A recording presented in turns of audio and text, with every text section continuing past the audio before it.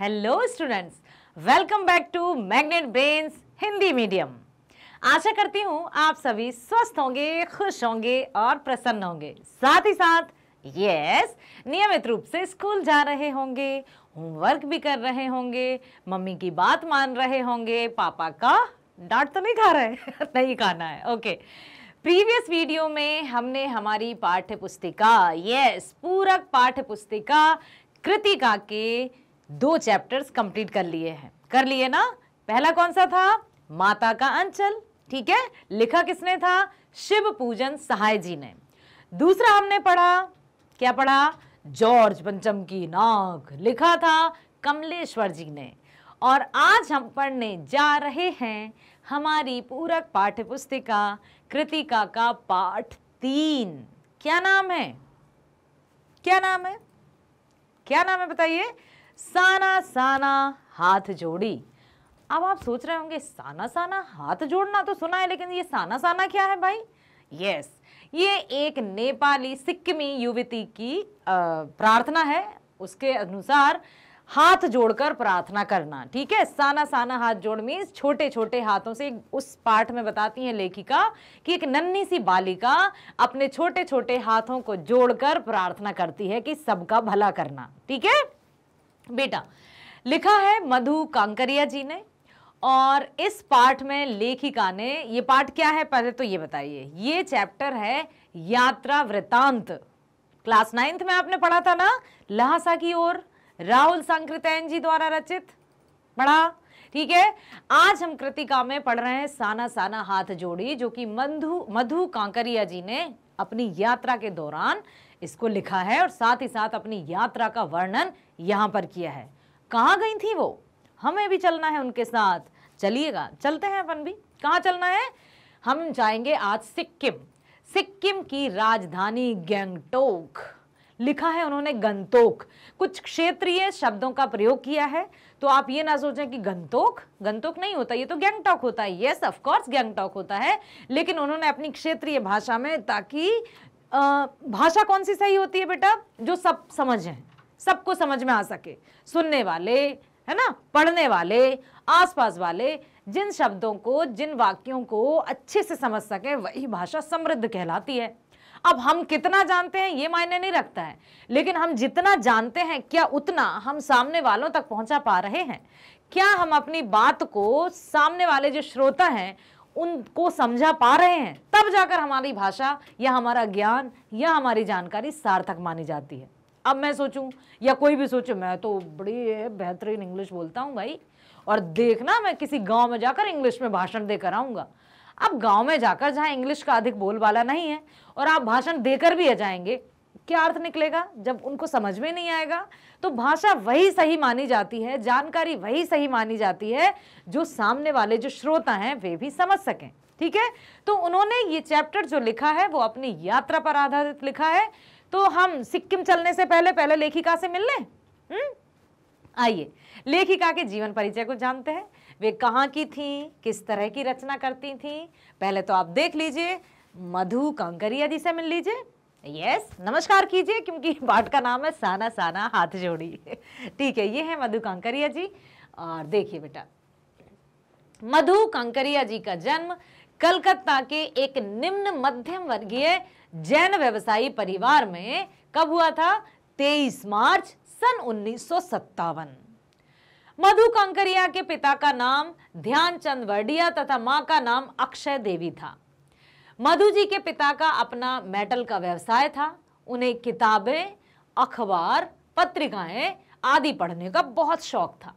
मां अक्षय देवी कुशल गृहिणी थी। अक्सर छोटी छोटी बातों पर मधु और मां की बहस हो जाया करती थी। अब बहस होने का अर्थ ये नहीं है कि उन दोनों में लड़ाई हो जाती थी। बेटा, बहस वहीं होती है जहां दोनों बराबरी के होते हैं, ठीक है। अब मधु कांकरिया भी अच्छा जानकारी रखती थी, अच्छा ज्ञान रखती थी। तो जो अक्षय देवी थी, बिल्कुल कुशल गृहिणी तो थी, लेकिन उनमें भी बुद्धि थी, वो भी तर्क वितर्क करती थी।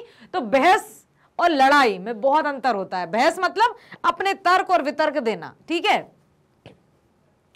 समाज के नियमों और रूढ़ियों की अवहेलना करना मधु जी का स्वभाव सा बन गया था। माँ उनको सिखाती होंगी कि समाज में ऐसे रीति रिवाज हैं, हमें ऐसे चलना चाहिए, क्योंकि वो उन्होंने सीखा, वो उनको अब उनके पूर्वजों से मिला। और मधु कांकरिया जी क्या कहती होंगी, वो उनको नहीं मानती होंगी, क्योंकि वे बिल्कुल वर्तमान जो आधुनिक दौर था उस समय उसके आधार पर अपने जीवन को जीना चाहती थी। स्वतंत्र विचारों वाली महिला थी। ठीक है, अब देखिए चित्र आपकी पाठ्य पुस्तक में भी दिखाई देगा। यह है गैंगटॉक शहर, एकदम बहुत सुंदर सा पहाड़ों की, यहाँ पर देखिए कितने अच्छे पहाड़ हैं, है ना, देख सकते हैं आप, बहुत तरह तरह के पहाड़ हैं, खुला आसमान है, लग रहा है जैसे बिल्कुल आसमान और पहाड़ और साथ ही साथ घर आपस में मिले हुए हैं। गैंगटॉक शहर की सुंदरता का भी वर्णन किया है। झिलमिलाते सितारों की रोशनी में नहाया गैंगटॉक शहर, लेखिका ने कुछ इसी तरह से वर्णन किया है। ठीक है, आइए चलते हैं। यह पाठ मधु कांकरिया द्वारा लिखा एक यात्रा वृतांत है, जिसमें लेखिका ने सिक्किम की राजधानी गैंगटॉक और उसके आगे हिमालय की यात्रा का वर्णन किया है। ठीक है, हिमालय पर्वत क्या है, सरताज हिमालय। ठीक है, आगे और उसके आगे हिमालय की यात्रा का वर्णन किया है, जो शहरों की भागम भाग भरी जिंदगी से दूर है। लेखिका गैंगटॉक को मेहनती बादशाहों का शहर बताती हैं। क्यों? क्योंकि वहां के सभी लोग बड़े ही मेहनती हैं। वहां तारों से भरे आसमान में लेखिका को सम्मोहन महसूस होता है, जिसमें वह खो जाती हैं। वह नेपाली युवती द्वारा बताई गई प्रार्थना, मेरा सारा जीवन अच्छाइयों को समर्पित हो, को गाती हैं। ठीक है, अगले दिन मौसम साफ न होने के कारण लेखिका कंचनजंगा की चोटी तो नहीं देख सकी, परंतु ढेरों खिले फूल देखकर खुश हो जाती हैं। वह उसी दिन गैंगटॉक से 149 किलोमीटर दूर युमथांग देखने अपनी सहयात्री मणि और गाइड जितेन नार्गे के साथ रवाना होती हैं। जितेन कौन था? ध्यान रखिएगा कि जितेन जो था वो गाइड था, ड्राइवर भी था और गाइड भी था। ठीक है, गैंगटॉक से युमथांग को निकलते ही लेखिका को एक कतार में लगी सफेद सफेद बौद्ध पताकाएं दिखी। हाँ, अब उनको जो सफेद सफेद बौद्ध पताकाएं थी वो लहरा रही थी, फहरा रही थी। ये शांति और अहिंसा की प्रतीक थी और उन पताकाओं पर कुछ मंत्र लिखे हुए थे। अब लेखिका ने सोच में पड़ गई कि ये सफेद पताकाएं, झंडे, ध्वज, समझते हैं, पताका मीन्स झंडे, अब वो लगे थे और उन पर कुछ मंत्र लिखे थे। लेखिका के मन में उत्सुकता जागती थी, वे हर एक बात की तह तक जाना चाहती थी। तो उन्होंने अपने ड्राइवर और जो गाइड था जितेन, उससे पूछा कि ये क्या है। तब जितेन क्या बताते हैं, लेखिका के गाइड ने उन्हें बताया कि जब किसी बौद्ध मतावलंबी की मृत्यु हो जाती है तो उसकी आत्मा की शांति के लिए शहर से दूर किसी पवित्र स्थान पर 108 श्वेत पताकाएं फहरा दी जाती हैं। ध्यान से सुनिएगा, वहां पर 108 या बहुत सारी, उनको जब सफेद, श्वेत मीन सफेद, पताका में झंडे, ठीक है, श्वेत पताकाएं जब फहराई हुई दिखी, लहराई हुई दिखी, तो उन्होंने अपने गाइड से पूछा कि ये क्या है। तो जितेन ने बताया कि जब किसी बुद्धिस्ट की, बुद्धिस्ट मीन्स बौद्ध धर्म के अनुयायी, जब किसी बुद्धिस्ट की मृत्यु हो जाती है तो शहर से दूर किसी स्थान पर 108 श्वेत पताकाएं फहरा दी जाती हैं। इन पर मंत्र लिखे होते हैं और साथ ही साथ उसने बताया कि मैडम इनको उतारा नहीं जाता, ये अपने आप ही नष्ट हो जाती हैं। ठीक है, इन्हें उतारा नहीं जाता, ये खुद नष्ट हो जाती हैं। कई बार नए शुभ कार्य की शुरुआत में भी रंगीन पताकाएं फहरा दी जाती हैं। अब एक और बात ध्यान से सुनिए, श्वेत अर्थात सफेद पताकाएं कब फहराई जाती थी? जब किसी बुद्धिस्ट की मृत्यु होती थी। और रंगीन, रंग बिरंगी पताकाएं कब फहराई जाती थी? जब किसी नए कार्य का शुभारंभ किया जाता था। तो याद रखिएगा। जितेन ने बताया कि कवि लॉन्ग स्टॉक नामक स्थान पर गाइड फिल्म की शूटिंग हुई थी। ठीक है, गाइड फिल्म की शूटिंग भी यहीं पर हुई थी। लेखक बताते जा रहा, लेखिका को जितेन अर्थात उनका गाइड बताता जा रहा था। आगे चलकर मधु जी को एक कुटिया के भीतर घूमता हुआ एक चक्र दिखाई दिया, जिसे धर्म चक्र या प्रेयर व्हील कहा जाता है। ठीक है बेटा, तो जब किसी बुद्धिस्ट की मृत्यु होती है रंगीन श्वेत पताकाएं, और जब कुछ नया कार्य होता है तो रंगीन पताकाएं फहरा दी जाती हैं। जितेन ने बताया कि कभी लॉन्ग स्टॉक नामक स्थान पर गाइड फिल्म की शूटिंग हुई थी। और एक बार और मैं बता देती हूँ। फिर उन्होंने क्या कहा कि कुटिया के भीतर घूमता हुआ एक चक्र दिखाई दिया। किसको? लेखिका को। अब देखिए, लेखिका बड़ी जिज्ञासु प्रवृत्ति की थी। जब उन्होंने इस तरह का एक चक्र देखा तो उनको लगा ये क्या है। अब देखिए, वो हर एक बात अपने गाइड से जरूर पूछती थी, इसलिए उन्होंने गाइड से कहा, क्या कहा देखिए बताती हूं। इस तरह का उन्होंने एक चक्र देखा तो वो क्या पूछने लगी, ध्यान से सुनिएगा। नार्गे ने बताया कि इसे घुमाने से सारे पाप धुल जाते हैं। जैसे जैसे वे लोग ऊंचाई की ओर बढ़ने लगे, वैसे वैसे बाजार, लोग और बस्तियां आंखों से ओझल होने लगे। पहले तो इस चक्र के बारे में देखा तो उन्होंने क्या बताया, जितेन ने क्या बताया कि इसको घुमाने से सारे पाप धुल जाते हैं। अब उन्होंने फिर एक और बात लेखिका ने कही थी कि हमारे भारत की आत्मा एक जैसी है। क्यों? क्योंकि हर जगह तरह तरह के धर्म, जाति, हर धर्म को मानने वाले लोग रहते हैं, अपनी अपनी परंपराएं रहती हैं, अपने अपने रीति रिवाज रहते हैं। फिर भी उनकी अपनी अपनी मान्यताएं होने के बाद भी हम सब भारतीय हैं, हम सब एक हैं। ठीक है, ये बताया। अब और क्या बताते जा रहे थे जितेन कि ऐसा माना जाता है कि इसको घुमाने से सारे पाप धुल जाते हैं। क्या आपने किसी मान्यता के बारे में सुना है? क्या क्या सुना है कोई मान्यता या कोई ऐसी बात, इसको करने से ऐसा होता है, इसको करने से ऐसा होता है, नहीं नहीं नहीं नहीं इसको ऐसा नहीं करेंगे नहीं तो ऐसा हो जाएगा। सुना होगा ना कि पवित्र नदी जो गंगा है उसमें स्नान करने से पाप धुल जाते हैं। या फिर कभी आपने सुना होगा, पहले कभी सुना होगा, अब आप मानते हैं या नहीं ये आप पर निर्भर करता है, क्योंकि आधुनिकता पर निर्भर करता है, शिक्षा पर निर्भर करता है। कहते थे ना कि यदि बिल्ली रास्ते से गुजर गई तो अरे बिल्ली ने रास्ता काट दिया। ये सब अंधविश्वास थे। ठीक है, अब अंधविश्वास के होने के साथ बहुत सारी मान्यताएं भी थी, आज भी आस्थाएं हैं, जुड़ी हुई हैं। तो सबका अपना अपना रीति रिवाज है।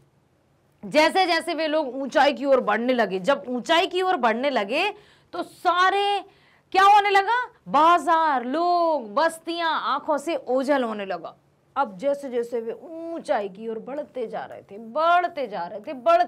थे और आगे की ओर चढ़ते जा रहे थे, तो जो बाजार थे, जो लोग थे, वो बिल्कुल छोटे छोटे से नजर आने लगे। क्योंकि जब हम किसी को दूर से देखते हैं या ऊंचाई से देखते हैं तो छोटे छोटे से नजर आते हैं ना, तो जब वो वहां गए तो उनको सब कुछ छोटा छोटा नजर आने लगा।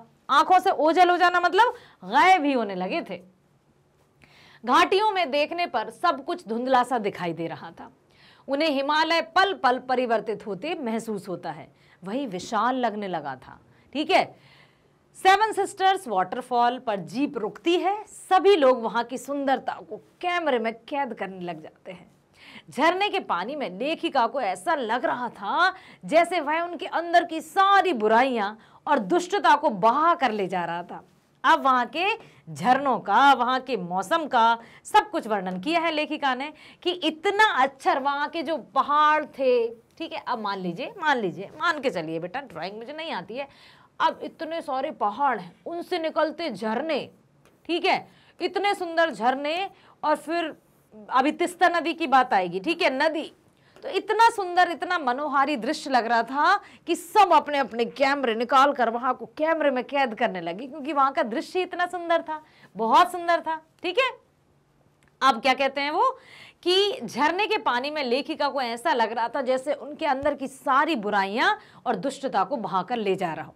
जब किसी हम पवित्र स्थान पर जाते हैं, चाहे वो हमारा मंदिर हो, चाहे वो मस्जिद हो, गुरुद्वारा हो या चर्च हो, जब कभी भी हम जाते हैं सच्चे भाव से, सच्ची श्रद्धा से, तो उसमें एक अलग सी मन को शांति मिलती है, सुकून मिलता है, आराम मिलता है, और ऐसा लगता है सब कुछ, सारी बुराइयां, सब कुछ, तामसिकताएं, सब कुछ नष्ट हो रही हैं और हमारे अंदर एक नई ऊर्जा का संचार हो रहा है। ठीक है,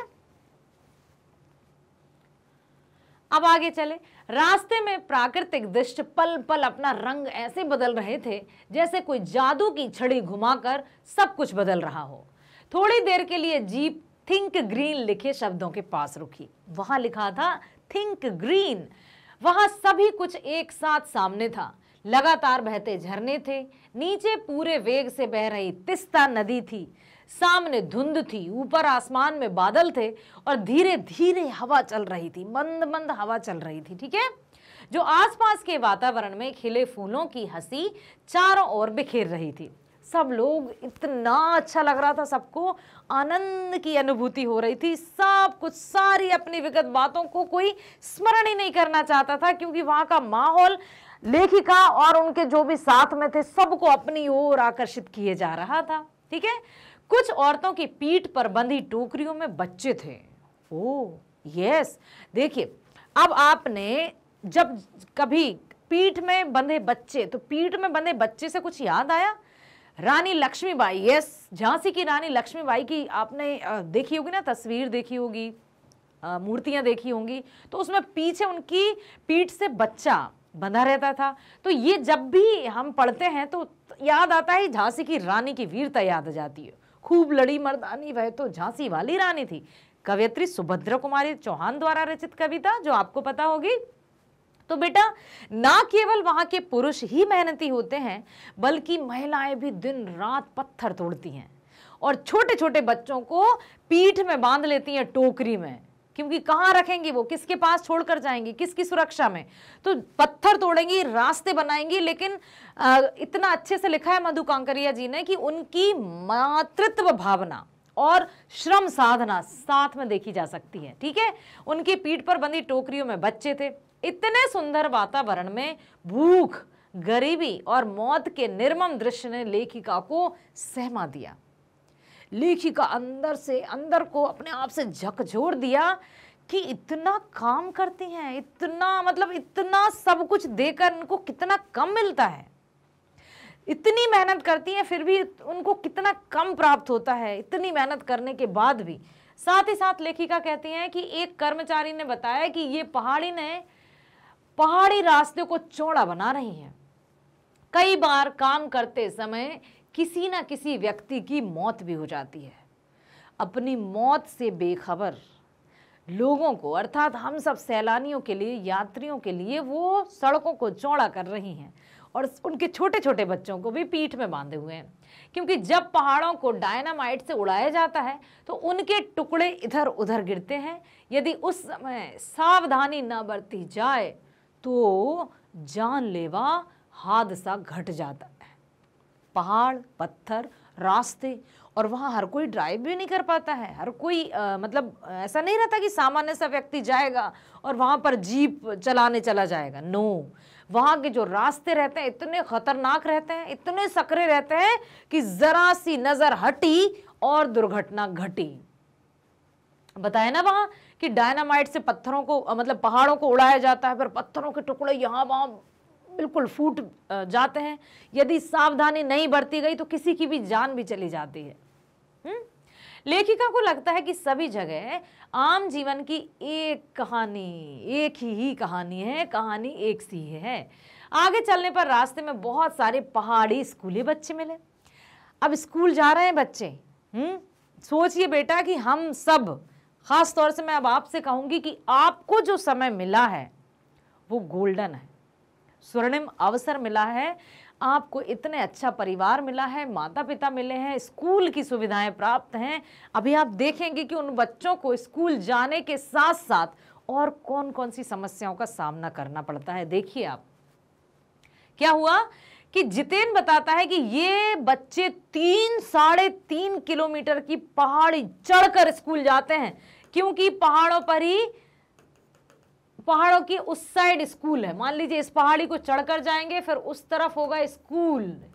ठीक है, स्कूल लिख देते हैं हिंदी में। यदि ये पहाड़ों को चढ़कर जाएंगे, वो भी रास्ते ऊबड़ खाबड़ टेढ़े टाढ़े, पैदल जाएंगे 2-3 किलोमीटर और फिर वहां से वापस आएंगे और घर आकर फिर काम भी करवाएंगे। देखिए, मैं नहीं कह रही हूं, आप देखिए।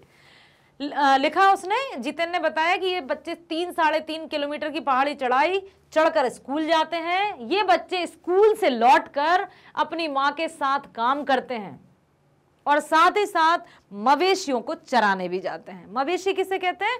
पालतू पशुओं को। ठीक है, स्कूल जाएंगे पैदल 3-3.5 किलोमीटर, 1 मील, ठीक है, 3.5 किलोमीटर जाएंगे, फिर 3.5 किलोमीटर आएंगे, फिर घर में अपनी मम्मी की और अपने माताओं की हेल्प भी कराते हैं, साथ ही साथ फिर वो मवेशियों को चराने जाते हैं, कहीं लकड़ी मकड़ी लेने जाते हैं। तो इतना मतलब संघर्षमय है उनका जीवन।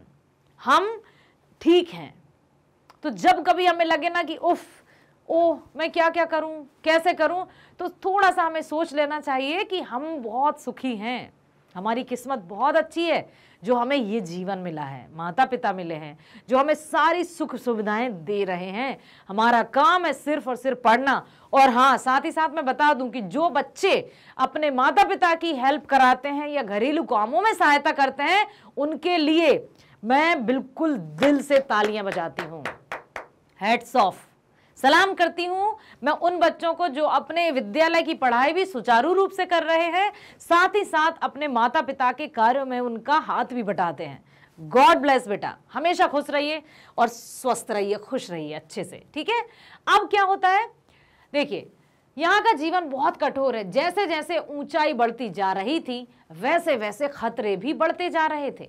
रास्ता तंग होता जा रहा था। सरकार की गाड़ी धीरे चलाएं की चेतावनियों में बोर्ड लगे थे। आपने देखे होंगे ना, धीमे चलिए, अंधा मोड़ है, आराम से चलिए, जंगली जानवरों का खतरा, ऐसे बोर्ड लगे रहते हैं ना। तो वहां भी लिखे थे, क्या लिखा था कि चेतावनी दी थी कि धीरे चलाएं। शाम के समय जीप चाय बागानों से गुजर रही थी। बागानों में कुछ युवतियां सिक्किमी परिधान पहने चाय की पत्तियां तोड़ रही थी। आपने देखा है ना, चाय पत्तियों के ताजा होले एक ताजा का ऐड आता था, उसमें एक मतलब इस तरह से बांधे रहते हैं, फिर पीछे एक टोकरी रहती है, चाय की बागानों से पत्तियां तोड़ती हुई। देखा है ना आपने, टीवी में तो देखा होगा। ठीक है, तो वहां बागानों में कुछ युवतियां सिक्किमी परिधान पहने चाय की पत्तियां तोड़ रही थी। चारों ओर इंद्रधनुषी रंग छटा बिखेर रहे थे। यूमथोंग पहुंचने से पहले वे लोग लायुंग रुके। लायुंग में लकड़ी से बने छोटे छोटे घर थे। लेखिका सफर की थकान उतारने के लिए तिस्ता नदी के किनारे फैले पत्थरों पर बैठ गईं। थक गई थी ना, सफर में भी हम थक जाते हैं, तो वो एक पत्थर पर बैठ गईं। रात होने पर जितेन के साथ अन्य साथियों ने नाच गाना शुरू कर दिया। लेखिका की सहयात्री मणि ने बहुत सुंदर नृत्य किया। लायुंग में अधिकतर लोगों की जीविका का साधन पहाड़ी आलू, धान की खेती और शराब था। लेखिका को वहां बर्फ देखने की इच्छा थी, परंतु वहां बर्फ कहीं भी नहीं दिखी। एक स्थानीय युवक के अनुसार प्रदूषण के कारण यहाँ स्नोफॉल कम हो गया है। प्रदूषण होने लगा है तो स्नोफॉल भी कम हो गया है। कटाव में बर्फ देखने को मिल सकती है। कटाव को भारत का स्विट्जरलैंड भी कहा जाता है। अब देखते हैं क्या होता है। मणि, जिसने स्विट्जरलैंड घूमा था, उसने कहा कि यह स्विट्जरलैंड से भी सुंदर है। तुरंत मणि ने कहा नहीं नहीं नहीं नहीं, कटाव तो स्विट्जरलैंड से भी कहीं अधिक सुंदर है। यहाँ का दृश्य तो मनमोहक है, इतना सुंदर लगता है कि स्विट्जरलैंड भी इसके आगे नहीं लगता है। मतलब आप देखिए जो दृश्य था वो कितना मनमोहक था। कटाव को अभी तक टूरिस्ट स्पॉट नहीं बनाया गया था, इसलिए यह अब तक अपने प्राकृतिक स्वरूप में था। यदि टूरिस्ट स्पॉट बना दिया जाता तो वहां कुछ दुकानें होती तो लेन देन खर्च ये सारी चीजें वहां पर होती और प्रदूषण वहां भी होने लगता। तो अच्छा ही है कि उसको टूरिस्ट स्पॉट नहीं बनाया गया। ठीक है, इसलिए अब तक वह अपने प्राकृतिक स्वरूप में था। लायुंग से कटाव का सफर 2 घंटे का था। कटाव का रास्ता खतरनाक था। ठीक है, जितेन अंदाज से गाड़ी चला रहा था। चारों ओर बर्फ से भरे पहाड़ थे। कटाव पहुंचने पर हल्की हल्की बर्फ पड़ने लगी थी। सभी सहयात्री वहां के वातावरण में फोटो खिंचवा रहे थे। लेखिका वहां के वातावरण को अपनी सांसों में समा लेना चाहती थी। जब कोई दृश्य, जब कोई स्थान, जब कोई समय हमें बहुत अच्छा लगता है तो अनायास ही हमारी आंखें बंद हो जाती हैं और हम उसमें खो जाते हैं, उसमें लीन हो जाते हैं। ठीक वैसा ही हो रहा था लेखिका के साथ। वहां का दृश्य इतना मनमोहक था बेटा कि लेखिका को बस लग रहा था कि बस यहीं समा जाए, यहीं रुक जाए, समय यहीं ठहर सा जाए, ठीक है। बड़ा अच्छा लग रहा था उनको। उन्हें लग रहा था कि यहाँ के वातावरण ने ही ऋषि मुनियों को वेदों की रचना करने के लिए प्रेरणा दी होगी। ऐसे असीम सौंदर्य को यदि अपराधी भी देख लें तो वह भी आध्यात्मिक हो जाएगा। वहां आप सोचिए कितनी बड़ी बात लिखी है कि वहां का जो माहौल था, वहां का जो वातावरण था, इतना सकारात्मक था कि उन्होंने लिखा कि यदि कोई अपराधी भी देख ले तो वो भी आध्यात्मिक हो जाएगा। इतनी बड़ी बात उन्होंने कही, मतलब इतनी सकारात्मक पॉजिटिव एनर्जी, पॉजिटिव वाइब्स आती है ना कि कितनी अच्छी, मतलब वहां की ऊर्जा है, वहां की एनर्जी है, वहां का आसपास का वातावरण है कि बस शांति, चारों ओर बिल्कुल शांत माहौल, इतने अच्छे लोग, निश्चल, निष्कपट, निष्पाप, और वहां का जो माहौल था वो अति रमणीय भी था और प्रेरणादायक भी था। ऐसे असीम सौंदर्य को यदि कोई अपराधी देख ले तो भी आध्यात्मिक हो जाए। मणि के मन में भी दार्शनिकता उभरने लगी थी। वे कहती हैं कि प्रकृति अपने ढंग से सर्दियों में हमारे लिए पानी इकट्ठा करती है और गर्मियों में ये बर्फ शिलाएं पिघलकर जलधारा बनकर हम लोगों की प्यास को शांत करती हैं। प्रकृति का यह जल संचय अद्भुत है। इस प्रकार नदियों और हिम शिखरों का हम पर ऋण है। समझ में आया कि जो नदियां हैं, जो हिम शिखर हैं, उनका तो हम पर ऋण है। ऋण मतलब समझते हैं कर्ज। पाठ 2 क्षितिज का हमने पढ़ा था कि गुरु ऋण और माता पिता के ऋण से हम कभी भी ऋण नहीं हो पाते। अर्थात हम अपने माता पिता और गुरुजनों को क्या देंगे बेटा, जो भी कुछ देंगे वो उनका ही दिया हुआ तो है। ऋण मीन्स कर्ज, ऋण में मतलब हम उनके कर्ज को चुका दें, ऐसा नहीं हो पाता। माता पिता और गुरुजनों का ऋण तो शायद हम नहीं चुका सकते कभी भी, तो बस मत चुकाइए। बस इतना ध्यान रखिए कि अपने व्यवहार में इतनी शहद घोलिए, इतनी मधुरता लाइए कि कभी आपके वचनों से किसी का आहत ना हो या कोई आहत ना हो, किसी को बुरा ना लगे या किसी को दुख ना लगे, खास तौर से आपके माता पिता, आपके अपने, ठीक है। अब देखिए, उन्होंने कहा ऐसा असीम सौंदर्य को यदि कोई अपराधी भी देख ले तो ठीक है, प्रकृति का यह जल संचय अद्भुत है। साथ ही साथ मणि ने बताया और लेखिका ने बताया कि क्या होता है, सर्दियों में बर्फ जम जाती है, गर्मियों में वही बर्फ पिघलकर पानी का रूप लेती है। इस तरह से जल संचय की प्रकृति ने कितने अच्छे से वो की है ना, एक तकनीक कि गर्मियों में ऐसा होगा, सर्दियों में ऐसा होगा, ताकि हम सबको पीने का पानी मिल सके, ठीक है। थोड़ा आगे जाने पर फौजी छावनियां दिखाई दी। फौजी, यस, हमारे वीर जाबाज सिपाही जो अपनी जान की परवाह किए बिना बॉर्डर पर खड़े रहते हैं, हर एक मौसम में अपने आप को तत्पर रखते हैं, दिखाई दी। चूंकि यह बॉर्डर एरिया था और थोड़ी ही दूर पर चीन की सीमा थी, लेखिका फौजियों को देखकर उदास हो गई। क्यों भाई, देखते हैं। बैसाख के महीने में भी वहां बहुत ठंड थी। वे लोग पौष और माघ की ठंड में किस तरह रहते होंगे। वहां जाने का रास्ता भी बहुत खतरनाक था, बहुत खतरनाक। और जो चीज या जिस बात का हमें अनुभव नहीं होता ना, हम जस्ट कल्पना ही कर सकते हैं। और कल्पना भी यदि हम सही से करेंगे ना तो रोम रोम हमारा खड़ा हो जाएगा और हम मतलब उसमें सोचते ही रह जाएंगे कि क्या, कैसे अपना जीवन यापन करते होंगे वे। -16 डिग्री का भी यहाँ पर चर्चा की है पाठ में कि -16 डिग्री होने पर भी वे आराम से हमारे देश की रक्षा के लिए तैनात रहते हैं। कोई शिकायत नहीं रहती, कोई शिकन नहीं रहती उनके चेहरे पर। कटाव से युमथांग की ओर जाते हुए प्रियुता और रोडोडेंड्रो ने फूलों की घाटी को भी देखा। युमथांग कटाव जैसा सुंदर नहीं था। जितेन ने रास्ते में बताया कि यहाँ पर बंदर का मांस भी खाया जाता है। ओह माय गॉड, अपनी अपनी, ठीक है। बंदर का मांस खाने को कैंसर नहीं होता, मांस खाने से कैंसर नहीं होता। युमथांग वापस आकर उन लोगों को वहां सब फीका फीका लग रहा था। पहले सिक्किम स्वतंत्र राज्य था, अब वह भारत का एक हिस्सा बन गया है, ठीक है। इससे वहां के लोग बहुत खुश हैं। पूछा भी था कि क्या आप सिक्किमी हैं, तो उसने कहा नहीं, मैं एक भारतीय हूँ। एक और बहुत अच्छा उदाहरण दिया था कि यदि हमसे कोई पूछे कि क्या आप बिहारी हैं, बंगाली हैं, गुजराती हैं, एमपीएन हैं, क्या है, तो हमारा जवाब क्या होना चाहिए, हम भारतवासी हैं, हम हिंदुस्तानी हैं। मणि ने बताया कि पहाड़ी कुत्ते केवल चांदनी रातों में भौंकते हैं। यह सुनकर लेखिका हैरान रह गई।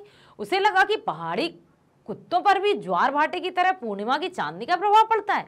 गुरु नानक के पद चिन्हों वाला एक ऐसा पत्थर दिखाया जहां कभी उनकी थाली से चावल छिटक कर बाहर गिर गए थे, ऐसा पत्थर भी दिखाया। खेदुम नाम का 1 किलोमीटर का एक ऐसा क्षेत्र भी दिखाया जहां देवी देवताओं का निवास माना जाता है। नार्गे ने पहाड़ों, नदियों, झरनों और वादियों के प्रति पूज्य भाव की भी जानकारी दी। भारतीय आर्मी के कप्तान शेखर दत्ता के सुझाव पर गैंगटोक के पर्यटक स्थल बनने और नए रास्तों के साथ नए स्थानों को खोजने के प्रयासों के बारे में भी बताया। जितेंद्र ने सारी जानकारी दी। चूंकि लेखिका, उनके विचार, उनके भाव, उनका मन सब कुछ प्रकृतिमय हो गया था, क्योंकि जो लेखक रहते हैं, कवि रहते हैं, वो प्रकृति से जुड़े हुए रहते हैं। ठीक है, तो वो इतना सब कुछ तो उन्होंने लिखा है, और कितनी सारी कल्पनाओं ने जन्म लिया होगा उसको शायद हम सोच भी नहीं सकते हैं। ठीक का पहला प्रश्न, झिलमिलाते सितारों की रोशनी में नहाया गंतोक लेखिका को किस तरह सम्मोहित कर रहा था? सम्मोहित। ठीक है, रात के अंधकार में सितारों से नहाया हुआ गंतोक यहां गैंगटॉक के लिए लिखा है लेखिका ने। ठीक है, लेखिका को जादुई एहसास करवा रहा था। उसे यह जादू ऐसा सम्मोहित कर रहा था कि मानो उसका अस्तित्व स्थगित सा हो गया हो, अस्तित्व वहीं रुक गया हो। स्थगित मीन्स एकदम स्थिर हो गया हो। वो कहीं जाना ही नहीं चाहती थी। उनको लगता था कि बस समय यहीं ठहर जाए, यहीं रुक जाए और सब कुछ ऐसा ही रहे। ठीक है, सब कुछ अर्थहीन सा था, कुछ समझ में नहीं आ रहा था कि वो कहाँ है। इतना अच्छा लग रहा था उनको। उनकी चेतना शून्यता को प्राप्त कर रही थी। वो कुछ और अधिक सोचना ही नहीं चाहती थी, कुछ भी नहीं विचारना चाहती थी। वो बस निर्वेद हो गई थी, एकदम शांत। वो उस सौंदर्य में इतना खो गई थी कि वो अपने आप को भी नहीं सुन पा रही थी या देख पा रही थी। ठीक है, उसकी चेतना शून्यता को प्राप्त कर रही थी। वह सुख की अतीन्द्रियता में डूबी हुई उस जादुई उजाले में नहा सी रही थी जो उसे आत्मिक सुख प्रदान कर रही थी। वहां का जो नजारा था, वहां का जो दृश्य था, उससे लेखिका को आत्मीय सुख मिल रहा था। आया बेटा समझ में? दूसरे प्रश्न की तरफ चलते हैं। गंतोक को मेहनतकश बादशाहों का शहर क्यों कहा गया है? यस, वहां के पुरुष, वहां की महिलाएं और बच्चे भी। ओके, बहुत बढ़िया। गंतोक को मेहनतकश बादशाहों का शहर इसलिए कहा गया है क्योंकि यहाँ के लोग बहुत मेहनती होते हैं, और यह उनकी मेहनत ही है जिसकी वजह से आज भी गैंगटॉक की बात कर रहे हैं, अपने पुराने स्वरूप को कायम रखे हुए। जैसा था वैसा ही है, कोई प्रदूषण नहीं है वहां, इतना अच्छा है। ठीक है, पहाड़ी क्षेत्र के कारण पहाड़ों को काटकर रास्ता बनाना पड़ता है। पत्थरों पर बैठकर औरतें पत्थर ही तोड़ती हैं। मतलब अब ये मत सोचिएगा अच्छा जिस डाली पर बैठे हैं वही डाली काट रहे हैं, ये तो मूर्खता हुई। नो, क्योंकि वो इतनी सावधानी से, इतनी सतर्कता से, क्योंकि रास्ते सकरे होते हैं ना बेटा, बताया था ना आपको कि रास्ते इतने सकरे होते हैं कि बस एक जीप ही जा सकती है। यदि कोई अनुभवी चालक नहीं होंगे, ड्राइवर नहीं होंगे, तो कहीं भी कोई भी गिर सकता है। खाई इधर, खाई पूरा। तो ये सारा है कि कितनी मेहनत करती है। उनके हाथों में कुदाल और हथौड़े होते हैं। हथौड़ा समझते हैं ना? ठीक है, कईयों की पीठ पर बंधी टोकरी में उनके बच्चे भी बंधे होते हैं। ठीक है, और वे काम करती रहती हैं। हरे भरे बागानों में युवतियां बोकू पहने चाय की पत्तियां भी तोड़ती हैं, बोकू पहने रहती हैं। ठीक है, बच्चे भी अपनी माँ के साथ काम करते हैं। यहाँ जीवन बेहद कठिन है, पर यहाँ के लोगों ने इन कठिनाइयों के बावजूद भी शहर के हर पल को खूबसूरत बना दिया है, हर स्थान को इतना खूबसूरत बना दिया है कि लेखिका वहां बस वहीं पर रमना चाहती हैं, वहीं पर ठहरना चाहती हैं। उनको इतना अच्छा लग रहा है सब कुछ। ठीक है, अगला प्रश्न, कभी श्वेत तो कभी रंगीन पताकाओं का फहराना किन अलग अलग अवसरों की ओर संकेत करता है? ये आप बताइए, मैं नहीं बताऊंगी। श्वेत पताकाएं कब फहराई जाती है? जब किसी बुद्धिस्ट की मृत्यु हो जाती है। Yes, very good. और रंगीन पताका है जब किसी नए कार्य की शुरुआत की जाती है। ये हुई ना बात। सफेद बौद्ध पताकाएं शांति व हिंसा की प्रतीक हैं। इन पर मंत्र लिखे होते हैं। यदि किसी बुद्धिस्ट की मृत्यु हो जाती है तो उनकी आत्मा की शांति के लिए 108 श्वेत पताकाएं फहराई जाती हैं। कई बार किसी नए कार्य के अवसर पर रंगीन पताकाएं फहराई जाती हैं, इसलिए ये पताकाएं शोक व नए कार्य के शुभारंभ की ओर संकेत देती हैं। याद रखिएगा, श्वेत पताकाएं बुद्धिस्ट की मृत्यु हो जाती है तब 108 श्वेत पताकाएं फहराई जाती हैं जिन पर मंत्र लिखे होते हैं। इन्हें उतारा नहीं जाता, ये अपने आप को क्या कहते हैं, स्वतः ही नष्ट हो जाती हैं। ठीक वैसे ही रंगीन पताकाएं फहराई जाती हैं जब कोई अच्छा कार्य किया जाता है, जब किसी कार्य का शुभारंभ किया जाता है। ठीक है बेटा। जितेन नार्गे ने लेखिका को सिक्किम की प्रकृति, वहां की भौगोलिक स्थिति एवं जनजीवन के बारे में क्या महत्वपूर्ण जानकारियां दी, बताइए। एक तो बताना है प्रकृति, फिर वहां की भौगोलिक स्थिति है ना, किस तरह से है, फिर बताना है हमें जनजीवन। क्या क्या जानकारी दी थी बताइए जितेन ने बहुत सारी जानकारी दी। सबसे पहले सिक्किम की प्रकृति को जानते हैं। सिक्किम एक पहाड़ी इलाका है। यहाँ जगह जगह पर पाइन और धूपी के खूबसूरत नुकीले पेड़ हैं। रास्ते वीरान, संकरे, जलेबी की तरह घुमावदार। जलेबी तो सब जानते हैं ना कैसी घुमावदार रहती है, ऐसी ऐसी सी, ओ माय गॉड, इतने खतरनाक। और इधर खाई उधर कुआ, कहते ना, आगे कुआ पीछे खाई, हम जाएं तो कहां भाई। यही हाल है वहां का। इतने रास्ते गुलाब मतलब जलेबी की तरह घुमावदार होते हैं। थोड़ी थोड़ी दूरी पर झरने बह रहे हैं। घाटियों का सौंदर्य देखते ही बनता है।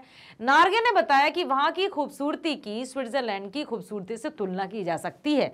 और उनकी मणि ने तो ये तक कहा था, उनकी फ्रेंड का नाम था मणि, ये तक कहा था कि स्विट्जरलैंड भी कहीं नहीं लगता इसकी खूबसूरती के सामने। ठीक है, अब जलेबी को हम खत्म कर देते हैं।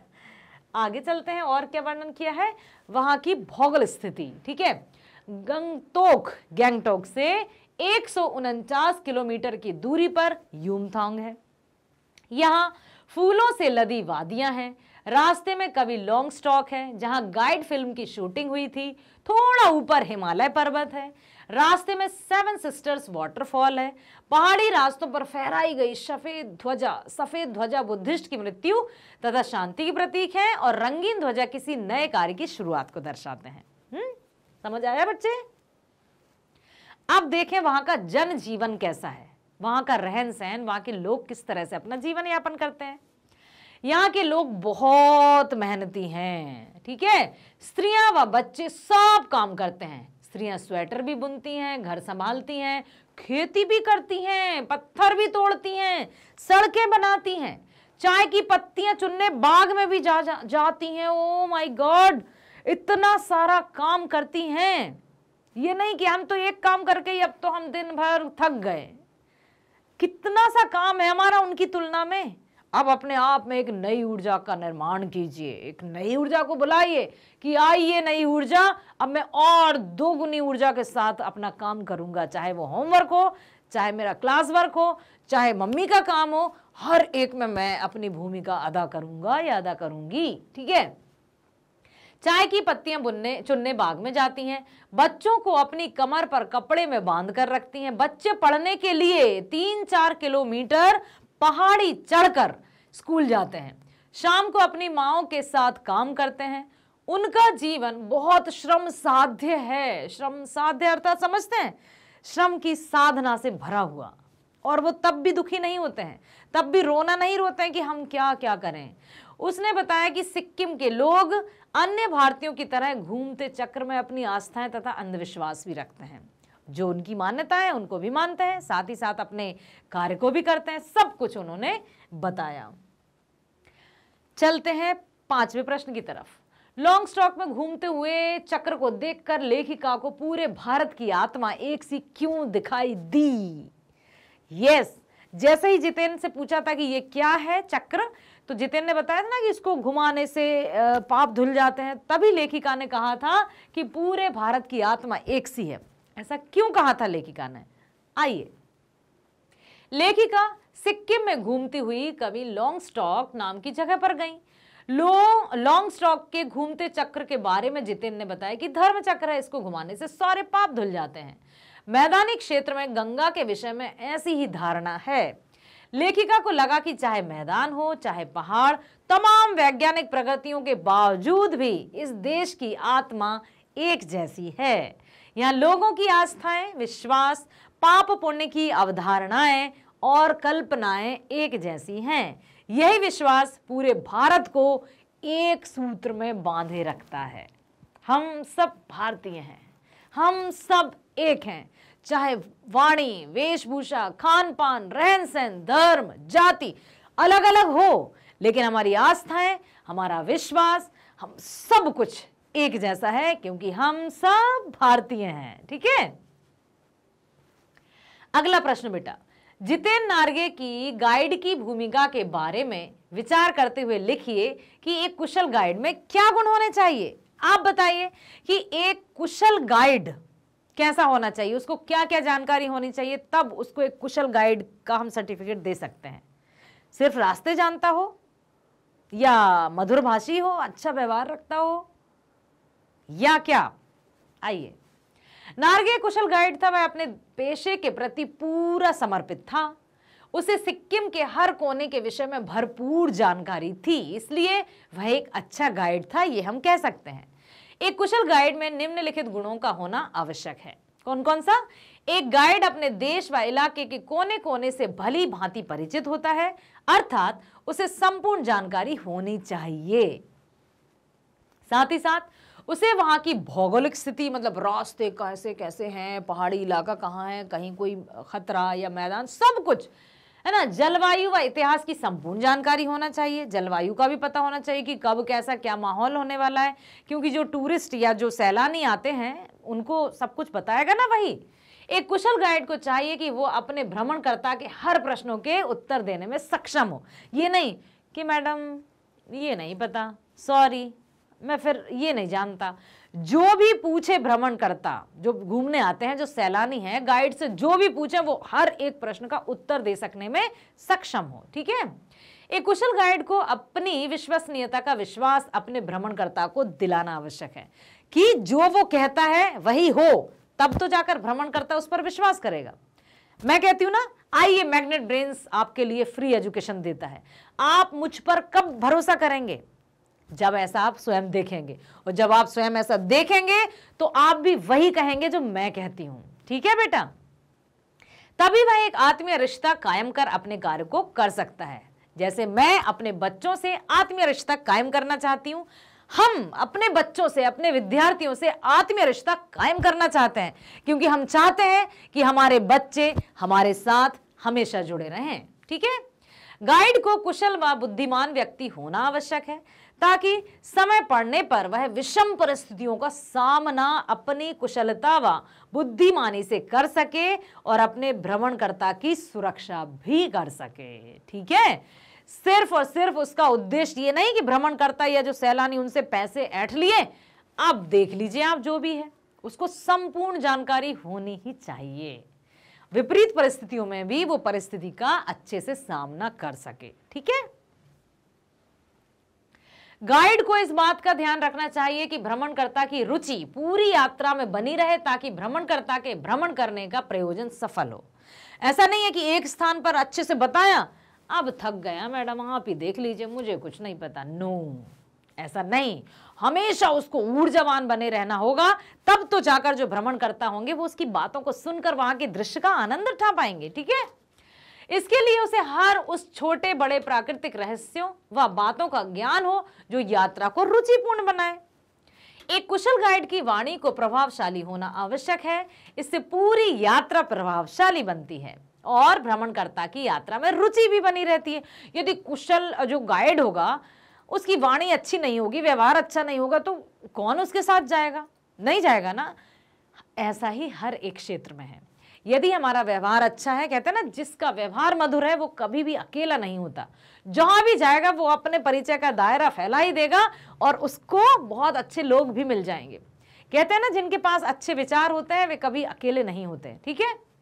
आगे चलते हैं प्रश्न 7वें पर।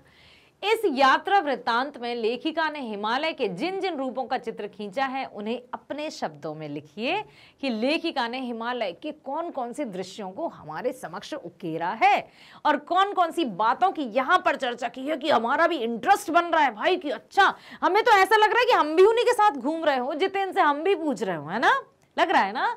इस यात्रा वृत्तांत में लेखिका ने हिमालय के पल पल परिवर्तित होने का रूप देखा है। ज्यों ज्यों ऊंचाई पर चढ़ते जाएं, हिमालय विशाल से विशालतर होता चला जाता है। हिमालय कहीं चटक हरे रंग का मोटा कालीन ओढ़े हुए तो कहीं हल्का पीलापन लिए हुए प्रतीत होता है। चारों तरफ हिमालय की गहनतम वादियां और फूलों से लदी घाटियां थीं। कहीं प्लास्टर उखड़ी दीवार की तरह पथरीला और देखते ही देखते सब कुछ समाप्त हो जाता है, मानो किसी ने जादू की छड़ी घुमा दी हो। जैसे जैसे पहाड़ी पर चढ़ते जा रहे थे वैसे वैसे वहां की दुकानें, बाजार, लोग बिल्कुल नजर ही नहीं आ रहे थे, चींटियों की भांति होते जा रहे थे, है ना। कभी बादलों की मोटी चादर के रूप में सब कुछ बादल में दिखाई देता था तो कहीं कुछ और कटाव से आगे बढ़ने पर पूरी तरह बर्फ से ढके पहाड़ दिख रहे थे।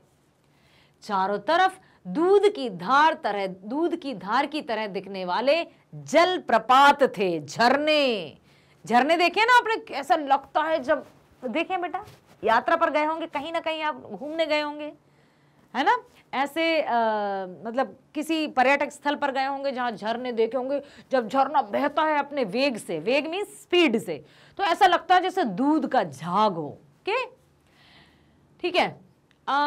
अब देखा है तो कहीं नीचे चांदी की तरह कौंध मारती तिस्ता नदी के बारे में बताया, चांदी की तरह कौंध अर्थात चमकती तिस्ता नदी, जिसने लेखिका के हृदय को आनंद से भर दिया। स्वयं को इस पवित्र वातावरण पाकर भाव विभोर हो गई, जिसने उनके हृदय को कौंध मारती तिस्ता नदी जिसने लेखिका के हृदय को आनंद से भर दिया, स्वयं को इस पवित्र वातावरण में पाकर भाव विभोर हो गई थी, जिसने उनके हृदय को काव्यमय बना दिया और वो वहीं रम गई। उन्हें इतना अच्छा लगा कि वो बस उन्होंने एक बार तो पेन और कॉपी साइड में रख दिया था, क्योंकि वो सब कुछ आराम से देखना चाहती थी, आत्मसात करना चाहती थी, और आत्मसात करने के बाद जब रचना की जाती है तो उसमें आत्मीयता बनी रहती है। हम पढ़ते हैं तब भी हमें लगता है कि दृश्य हमारे सामने है, ठीक है। चलते हैं 8वें प्रश्न की ओर। प्रकृति के उस अनंत और विराट स्वरूप को देखकर लेखिका को कैसी अनुभूति होती है। लेखिका ने जब उस विराट समझते हैं, महाभारत में जो युद्ध हुआ था ना कौरव पांडवों का, श्री कृष्ण ने विराट रूप धारण किया था। एक कविता थी, याद आई मुझे, वर्षों तक वन में घूम घूम बाधा विघ्नों को चूम चूम से धूप घाम पानी पत्थर पांडव आए कुछ और निखर। सौभाग्य न सब दिन सोता है, देखें आगे क्या होता है। मैत्री की राह बताने को, सबको सुमार्ग पर लाने को, दुर्योधन को समझाने को, भीषण विध्वंस बचाने को भगवान हस्तिनापुर आए, पांडवों का संदेशा लाए। दो न्याय अगर दो आधा दो, यदि इसमें भी कोई बाधा हो तो दे दो केवल 5 ग्राम, रखो अपनी धरती तमाम, हम वही खुशी से खाएंगे, परिजन पर असीना उठाएंगे। लेकिन हुआ क्या दुर्योधन ने मानी उनकी बात? दुर्योधन वह भी दे न सका, आशीष समाज की ले न सका, उल्टा हरि को बांधने चला, जो था असाध्य साधने चला। कहते हैं ना, जब नाश मनुष्य पर छाता है, पहले विवेक मर जाता है। हरि ने भीषण हुंकार किया, अपना स्वरूप विस्तार किया, डगमग डगमग दिग्गज डोले, भगवान कुपित होकर बोले। क्या बोले? जंजीर बढ़ा अब साध मुझे, हाँ हाँ दुर्योधन बांध मुझे। हित वचन नहीं तूने माना, मैत्री का मूल्य न पहचाना तो ले, मैं भी अब जाता हूं, अंतिम संकल्प सुनाता हूं। याचना नहीं अब रण होगा, जीवन जय या कि मरण होगा। टकराएंगे नक्षत्र निखर, बरसेगी भू पर वहनी प्रखर, फण शेष नाग का डोलेगा, विकराल काल मुंह खोलेगा। दुर्योधन रण ऐसा होगा फिर कभी नहीं जैसा होगा। भाई पर भाई टूटेंगे, विषवाण बूंद से छूटेंगे। फिर अंतिम दिया है कि केवल 2 नर ना अघाते थे, धृतराष्ट्र विदुर सुख पाते थे, कर जोड़ खड़े प्रमुदित निर्भय, दोनों पुकारते थे जय जय। विकराल विराट मतलब बहुत बड़ा। कहते हैं ना कि बेटा जो अधिकार है हमारा उसको अच्छे से हमें प्राप्त हो जाए तो ठीक है, लेकिन यदि हम हक के लिए भी ना कहें तब वो हमारी कायरता होती है। लेकिन यदि हक के बाद भी यदि हमें कुछ प्राप्त नहीं होता है तो फिर बात या परिणाम होता है दुर्योधन की तरह। उसने किस तरह से अपने भाइयों को ही नहीं दिया जो कि उनके अधिकार का था। श्री कृष्ण ने कहा कि दे दो केवल 5 ग्राम, ग्राम मतलब किलोग्राम वाला ग्राम नहीं, 5 ग्राम मीन्स गांव, लेकिन दुर्योधन ने वो भी नहीं दिया। और आखिरकार हुआ क्या? महाभारत संग्राम, इतना बड़ा संग्राम कि बेकसूर कितने लोग मारे गए और अंतिम दुर्योधन भी मृत्यु को प्राप्त हुआ। मतलब विनाश काले विपरीत बुद्धि, जब नाश मनुष्य पर छाता है पहले विवेक मर जाता है। तो कभी भी जीवन में क्रोध में आकर कोई निर्णय मत लीजिएगा, क्योंकि जब क्रोधित हम होते हैं, हमारे सिर पर क्रोध सवार हो जाता है तो विवेक अर्थात बुद्धि पहले ही चली जाती है, टाटा बाय बाय, मुझे नहीं रहना यहां पर। क्योंकि बुद्धि तो कहां रहती है? बुद्धि अर्थात मां सरस्वती, विद्या की देवी मानी जाती है ना मां सरस्वती। तो मां सरस्वती कहां निवास करती हैं? जहां शांति हो, जहां अच्छे विचार हो। जहां क्रोध होगा, जहां गुस्सा होगा, वो चली जाती हैं। इसलिए कभी भी क्रोध में जब हो, कभी भी गुस्से में हो, तो कोई निर्णय नहीं लेना है, थोड़ा सा रुक जाइए, ऑल इज वेल, सब कुछ ठीक हो जाएगा। बस 2 मिनट उस स्थिति से, उस परिस्थिति से अपने आप को दूर कर लीजिए, बाकी सब ठीक हो जाएगा। ठीक है, अब देखिए यहां पर लिखा है कि उसे ऐसा लगने लगा जैसे वे देश काल की परंपरा से दूर बहती धारा बनकर बह रही हों। उसके मन के सारा मैल और वासनाएं इस निर्मल धारा में बहकर नष्ट हो गई हों। जब वो तिस्ता नदी को देख रही थी तो ऐसा लगा कि सारी जो तामसिकताएं थी, जो वासनाएं थी, जो गलत विचार थे या भाव थे, वो सब कुछ नष्ट हो गया हो और अपने आप को वो बहुत ही सुकूनमय समझ रही थी। ठीक है, प्राकृतिक सौंदर्य के अलौकिक आनंद में डूबी लेखिका को कौन कौन से दृश्य झकझोर गए। ऐसा कौन से दृश्य थे जब लेखिका को लगा ओह ऐसा भी होता है, मतलब वो झकझोर गए उनको बुरी तरह से। उनको क्या क्या लगा? देखिए, लेखिका हिमालय यात्रा के दौरान प्राकृतिक सौंदर्य अलौकिक आनंद में डूबी हुई थी, परंतु जीवन के कुछ सत्य जो वह इस आनंद में भूल चुकी थी, अकस्मात वहां के जनजीवन ने उसे झकझोर दिया। कैसे? वहां कुछ पहाड़ी औरतें जो मार्ग बनाने के लिए पत्थरों पर बैठकर पत्थर तोड़ रही थी। उनके आटी सी कोमल काया में हाथ में कुदाल और हथौड़े थे। इतनी सुंदर आटे सी कोमल काया लिखा है ना उन्होंने, ठीक है, उसमें कुदाल थे, हथौड़े थे, वो इतनी मेहनत कर रही थी। कईयों की पीठ पर बच्चे भी बंधे हुए थे। इनको देखकर लेखिका को बहुत दुख हुआ कि ये हम सैलानियों के भ्रमण के लिए हिमालय की इन दुर्गम घाटियों में मार्ग बनाने का कार्य कर रही हैं, जहां पर जान कब जाए कोई नहीं जानता। उनको कुछ नहीं पता है, फिर भी वे नियमित रूप से कार्य किए जा रही हैं। तो ये जो दृश्य थे लेखिका को अंदर तक झकझोर गए। इनके लिए भोजन मात्र पाने का एक साधन है, सिर्फ भोजन के लिए, सिर्फ पेट की आग बुझाने के लिए इतनी मेहनत करती हैं, साथ साथ अपने छोटे छोटे बच्चों को लेकर आती हैं। और हमारे जैसे सैलानियों के लिए मनोरंजन का, हाँ, उनके लिए भोजन का साधन है, तो वहीं हम सब क्या जाते हैं? सिर्फ मनोरंजन के लिए। दूसरी बार उसकी जादुई निद्रा जब टूटी, जब उसने पहाड़ी बच्चों को उनसे लिफ्ट मांगते देखा। 7-8 साल के बच्चों को रोज 3-3.5 किलोमीटर का सफर तय कर स्कूल पढ़ने जाना होता है। स्कूल के पश्चात वे बच्चे मवेशियों को चराते हैं। मवेशी पता है ना, पालतू जानवर, तथा लकड़ियों के गट्ठर भी ढोते हैं। तीसरे क्या कहा लेखिका ने? जब चाय की पत्तियों को चुनते हुए सिक्किमी परिधानों में ढकी हुई लड़कियों को देखा, बोकू पहने, उनका सौंदर्य इंद्रधनुष छटा से बिखेर रहा था। मतलब इतनी सुंदर होती हैं। पहली बात तो वहां की स्त्रियां बहुत सुंदर होती हैं, गोरी, सुंदर, बहुत सुंदर। पहाड़ी इलाका है तो सुंदर होती हैं, और उसके साथ ही साथ वो इतनी मेहनत करती हैं जिसने उसे मंत्रमुग्ध कर दिया। उन्हें मेहनत करती हुई इन बालाओं का सौंदर्य असह्य लग रहा था। वो देखते ही रही थी कि कितना असाध्य कार्य करती रहती हैं ये। ठीक है, अगला प्रश्न। सैलानियों को प्रकृति की अलौकिक छटा का अनुभव करवाने में किन किन लोगों का योगदान होता है, उल्लेख कीजिए। अब देखते हैं, हम उल्लेख करते हैं कि ऐसा क्या है। सैलानियों को प्रकृति की अलौकिक छटा का अनुभव कराने में सबसे बड़ा हाथ किसका होता है? एक कुशल गाइड का, जो अपनी जानकारी एवं अनुभव से सैलानियों को प्रकृति व स्थान के दर्शन कराता है। ठीक है, कुशल गाइड इस बात का ध्यान रखता है कि भ्रमणकर्ता की रुचि पूरी यात्रा में बनी रहे, ताकि भ्रमणकर्ता के भ्रमण करने का प्रयोजन सफल हो। जिस उद्देश्य को लेकर वो आया है उसको आनंद की अनुभूति हो, ऐसा ना हो कि ओहो कहाँ आ गए हम। ठीक है, अपने मित्रों व सहयात्रियों का साथ पाकर यात्रा और भी रोमांचकारी व आनंदमयी बन जाती है। वहां के स्थानीय निवासियों व जनजीवन का भी महत्वपूर्ण स्थान होता है। उनके द्वारा ही इस छटा के सौंदर्य को बल मिलता है, क्योंकि यदि ये ना हो तो स्थान नीरस और बेजान लगने लगता है, तथा सरकारी लोग जो व्यवस्था में संलग्न होते हैं उनका महत्वपूर्ण योगदान होता है। ठीक है, अगला प्रश्न, कितना कम लेकर ये समाज को कितना अधिक वापस लौटा देती हैं? इस कथन के आधार पर स्पष्ट करें कि आम जनता की देश की आर्थिक प्रगति में क्या भूमिका है। आइए देखते हैं। पत्थरों पर बैठकर श्रमिक महिलाएं पत्थर तोड़ती हैं। ठीक है, उनके हाथों में कुदाल व हथौड़े होते हैं। कईयों की पीठ पर बंधी टोकरी में उनके बच्चे भी बंधे रहते हैं बेटा, और वे काम करते रहते हैं।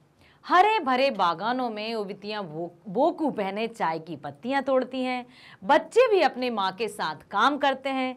इन्हीं की भांति आम जनता भी अपनी मूलभूत आवश्यकताओं की पूर्ति के प्रयास में जीविका रूप में देश और समाज के लिए बहुत कुछ करते हैं।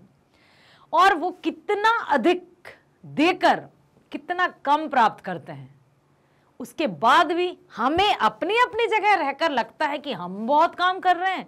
इतना सारा काम कैसे कर रहे हैं? कुछ नहीं है, बस काम को एक एक करके पूरा कर लीजिए। हर एक काम, बहुत सारे काम होना तो ऐसे मत करिए ओ कैसे करूं, वन बाय वन करते जाइए करते जाइए करते जाइए, हो जाएगा। ठीक है, ओके। सड़कें, पहाड़ी मार्ग, नदियों, पुल आदि बनाना, खेतों में अन्न उपजाना, कपड़े बुनना, कारखानों में कार्य करके अपनी सेवाओं से राष्ट्र आर्थिक सुदृढ़ता प्रदान करके उसकी रीढ़ की हड्डी को मजबूत बनाते हैं। हमारे देश की आम जनता जितना श्रम करती है उसे उसका आधा भी प्राप्त नहीं होता। कठिन, कहते हैं ना हार्ड वर्क, आजकल तो स्मार्ट वर्क का समय है, लेकिन हार्ड वर्क इतना किया जाता है और हार्ड वर्क कभी पीछे नहीं रह सकता। हार्ड वर्क तो हमें करना होगा। हार्ड वर्क के साथ साथ हम स्मार्ट वर्क करेंगे तो हम स्मार्ट वर्कर कहलाएंगे। लेकिन अब देखिए, यहाँ पर हम अपने आप की तुलना भी कर सकते हैं कि हमें थोड़ा सा कार्य करके हम चक्कर काटने लगते हैं कि अब नहीं बहुत हो गया। बेटा ये कोई काम ही नहीं है। यदि उनकी तुलना की जाए हमसे तो हम तो कुछ क्या कर रहे हैं, हम सुख चैन से बैठकर अपना काम ही तो करना है, अपना ही काम करना है। ठीक है, अब क्या है, परंतु फिर भी वो असाध्य कार्य को अपना कर्तव्य समझ के करते हैं। वो समाज का कल्याण करते हैं, परंतु बदले में उन्हें स्वयं नाम मात्र का ही अंश प्राप्त होता है। देश की प्रगति का आधार यही आम जनता है, जिसके प्रति सकारात्मक आत्मीय भावना भी नहीं होती। मजदूरी तो है, क्या किया है, अशिक्षित हैं तो यही तो करेंगे। बहुत सारी बातें सुनने को भी मिलती हैं। तो यदि हम उनके लिए कुछ अच्छा नहीं कर सकते तो बुरा भी तो ना करें। कहते हैं ना, भला किसी का कर ना सको तो बुरा किसी का मत करना। पुष्प नहीं बन सकते तो तुम कांटे बनकर मत रहना। ठीक है, कभी कभी हमें अपने आप के लिए या दूसरों के लिए बहुत सारे कार्यों को करना होता है, और यदि किसी के लिए हम बहुत अच्छा नहीं कर पाते हैं तो उनके लिए बुरा भी ना करें। यदि हम किसी की प्रशंसा नहीं कर पा रहे हैं तो उसकी निंदा भी ना करें, इतना तो ध्यान रख सकते हैं। यदि ये आम जनता ना हो तो देश की प्रगति का पहिया ही रुक जाएगा, आगे गाड़ी नहीं बढ़ेगी। और वैल्यू या मूल्य की बात आती है तो उनको सबसे 4th ग्रेड में रख दिया जाता है। प्रश्न आता है अगला, आज की पीढ़ी द्वारा प्रकृति के साथ किस तरह का खिलवाड़ किया जा रहा है, इसे रोकने में आपकी क्या भूमिका होनी चाहिए। आज की पीढ़ी के द्वारा प्रकृति को प्रदूषित किया जा रहा है, कैसे? हमारे कारखानों से निकलने वाले जल में खतरनाक केमिकल व रसायन होते हैं जिसे नदी में प्रवाहित कर दिया जाता है। साथ में घरों से निकला दूषित जल भी नदियों में ही बहा दिया जाता है, जिसके कारण हमारी नदियां लगातार दूषित हो रही हैं। अब नदियों का जल पीने लायक ही नहीं रहा है। इसका जीवंत उदाहरण यमुना नदी है, जो आज एक नाले में बदल गई है।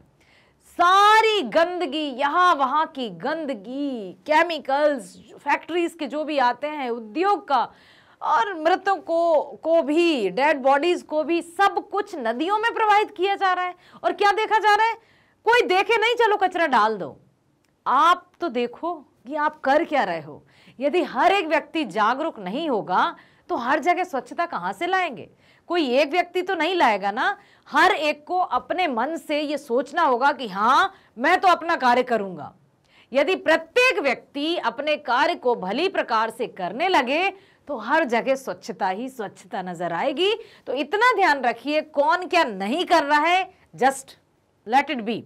हमें क्या करना है उस पर हमें ध्यान देना है, ठीक है। वनों की अंधाधुंध कटाई से मृदा का कटाव होने लगता है। मृदा अपरदन समझते हैं ना, सॉइल इरोजन, ठीक है, जो बाढ़ को आमंत्रित करता है। दूसरे, अधिक पेड़ों की कटाई ने वातावरण में कार्बन डाइऑक्साइड की अधिकता बढ़ा दी है। CO2 की मात्रा बढ़ गई है, जिससे सांस लेने या ऑक्सीजन की कमी हो गई है। जब एक चीज बढ़ेगी तो दूसरी तो कम हो ही जाएगी ना अपने आप, जिससे वायु प्रदूषित होती जा रही है। हमें चाहिए कि हम मिलकर इस समस्या का समाधान निकालें, है ना। मिलकर होगा तभी कुछ हो पाएगा। हम सबको मिलकर अधिक से अधिक पेड़ों को लगाना चाहिए। कम से कम जिस दिन हमारा जन्मदिन हो, जन्मदिन के दिन हम ये काम तो कर सकते हैं ना, एक प्लांटेशन तो कर ही सकते हैं। कौन कौन करता है? आपने कभी पौधे लगाए हैं? कभी छोटा सा कोई पौधा लेकर आए हो आप, और उस पौधे को आपने लगा दिया हो? ऐसा कौन सा बच्चा है जिसने पौधे लगाए, बताओ? हंसता हुआ। तो यदि नहीं किया है तो कीजिएगा। अपने बर्थडे पर ये जरूर करिएगा, जहां कहीं भी जगह हो, ठीक है, अपना पार्क हो या अपना गमला हो, कहीं तो कुछ तो लगाइए, ठीक है। करेंगे ना बेटा? करिएगा जरूर, ठीक है। अब पेड़ों को काटने से रोकने के लिए उचित कदम उठाने चाहिए ताकि वातावरण की शुद्धता बनी रहे। हमें नदियों की निर्मलता व स्वच्छता को बनाए रखने के लिए कारखानों से निकलने वाले प्रदूषित जल को नदियों में डालने से रोकना होगा। उनके लिए कोई अलग से व्यवस्था करनी होगी।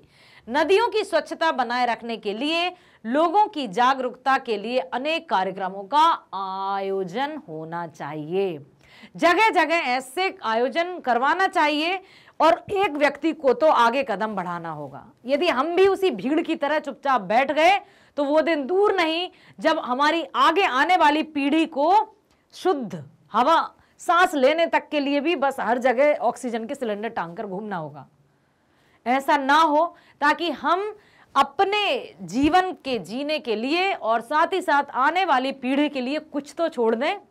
जो प्राकृतिक संसाधन है उनको तो छोड़ ही दें, कम से कम शुद्ध हवा उनको दे सकें, हरे भरे पेड़ उनको दे सकें। तो हम हर एक व्यक्ति, हर एक बच्चा, please just do promise with me, एक वादा कीजिए मुझसे कि हाँ मैडम, हम पेड़ लगाएंगे, हम पौधे लगाएंगे, पक्का लगाएंगे। लगाएंगे ना मेरे बच्चे? लगाइएगा और लिखिएगा कि हाँ मैडम, हमने एक पौधा लगा दिया। कौन सा लगाया वो भी बताइएगा, ठीक है। अगला प्रश्न है, प्रदूषण के कारण स्नोफॉल में कमी का जिक्र किया गया है। प्रदूषण के और कौन कौन से दुष्परिणाम सामने आए हैं? प्रदूषण से और क्या क्या होता है? प्रदूषण के कारण वायुमंडल में कार्बन डाइऑक्साइड की अधिकता बढ़ गई है, जिसके कारण वायु प्रदूषित होती जा रही है। इससे सांसों की अनेक बीमारियां उत्पन्न होने लगी हैं। कहीं अस्थमा हो जाता है, कहीं कुछ हो जाता है, सांस लेने में परेशानी होने लगती है। जब पेड़ पौधे ही नहीं होंगे तो क्या होगा? यही तो होगा। जब इतना अभी होने लगा है तो आगे 20, 25, 50 सालों बाद क्या होगा? कुछ तो सोच लें हम आने वाली पीढ़ी का। हम सब मिलकर सोचेंगे और नए मेरे जो बच्चे हैं ना उन पर मुझे भरोसा है, ठीक है। जिसके कारण कहीं पर बारिश की अधिकता हो जाती है तो किसी स्थान पर सूखा पड़ जाता है। अब क्या होता है कि बीमारियां होने लगी उत्पन्न, जिससे बहुत कुछ जलवायु पर बुरा प्रभाव पड़ रहा है, और कहीं पर बाढ़ अधिक हो रही है तो कहीं पर बारिश, क्योंकि जो संतुलन है वो तो बिल्कुल बिगड़ चुका है ना। अभी भी हमारे कंट्रोल में हो सकता है, हम अभी भी उस पर नियंत्रण पा सकते हैं यदि हमने अपने वातावरण को स्वच्छ और अच्छे से रखने का बीड़ा उठा लिया। साथ में ये बीड़ा उठाकर चले कि हम तो करेंगे, कोई करे ना करे हम तो पौधा लगाएंगे। हम तो यदि किसी को हमने देख लिया कि यहां वहां कचरा फेंक रहे हैं, हम तो उनको रोकेंगे टोकेंगे। हर एक को जिम्मेदार बनकर भूमिका निभानी होगी, ठीक है। कहीं पर बारिश नाम मात्र की होती है, जिस कारण गर्मी में कमी नहीं होती। मौसम पर तो इसका असर साफ दिखाई देने लगा है ना। गर्मी के मौसम में गर्मी की अधिकता देखते बनती है। कई बार तो पारा अपने सारे रिकॉर्ड तोड़ चुका होता है। सर्दियों के समय में या तो कम सर्दी पड़ती है या कभी सर्दी का पता ही नहीं चलता। ये सब प्रदूषण के कारण ही संभव हो रहा है। जल प्रदूषण के कारण स्वच्छ जल पीने को ही नहीं मिल पा रहा है और पेट संबंधी अनेक बीमारियां उत्पन्न हो रही। न खाने में शुद्धता, न सांस लेने में शुद्धता, न पानी में शुद्धता, तो हम कैसे स्वस्थ रहेंगे। और जब हम स्वस्थ ही नहीं रहेंगे तो ये आपाधापी, ये धन दौलत, ऐशो आराम किस काम के रहेंगे। कब तक हम कृत्रिम जो संसाधन है, रिसोर्सेज हैं, उन पर आश्रित रहेंगे।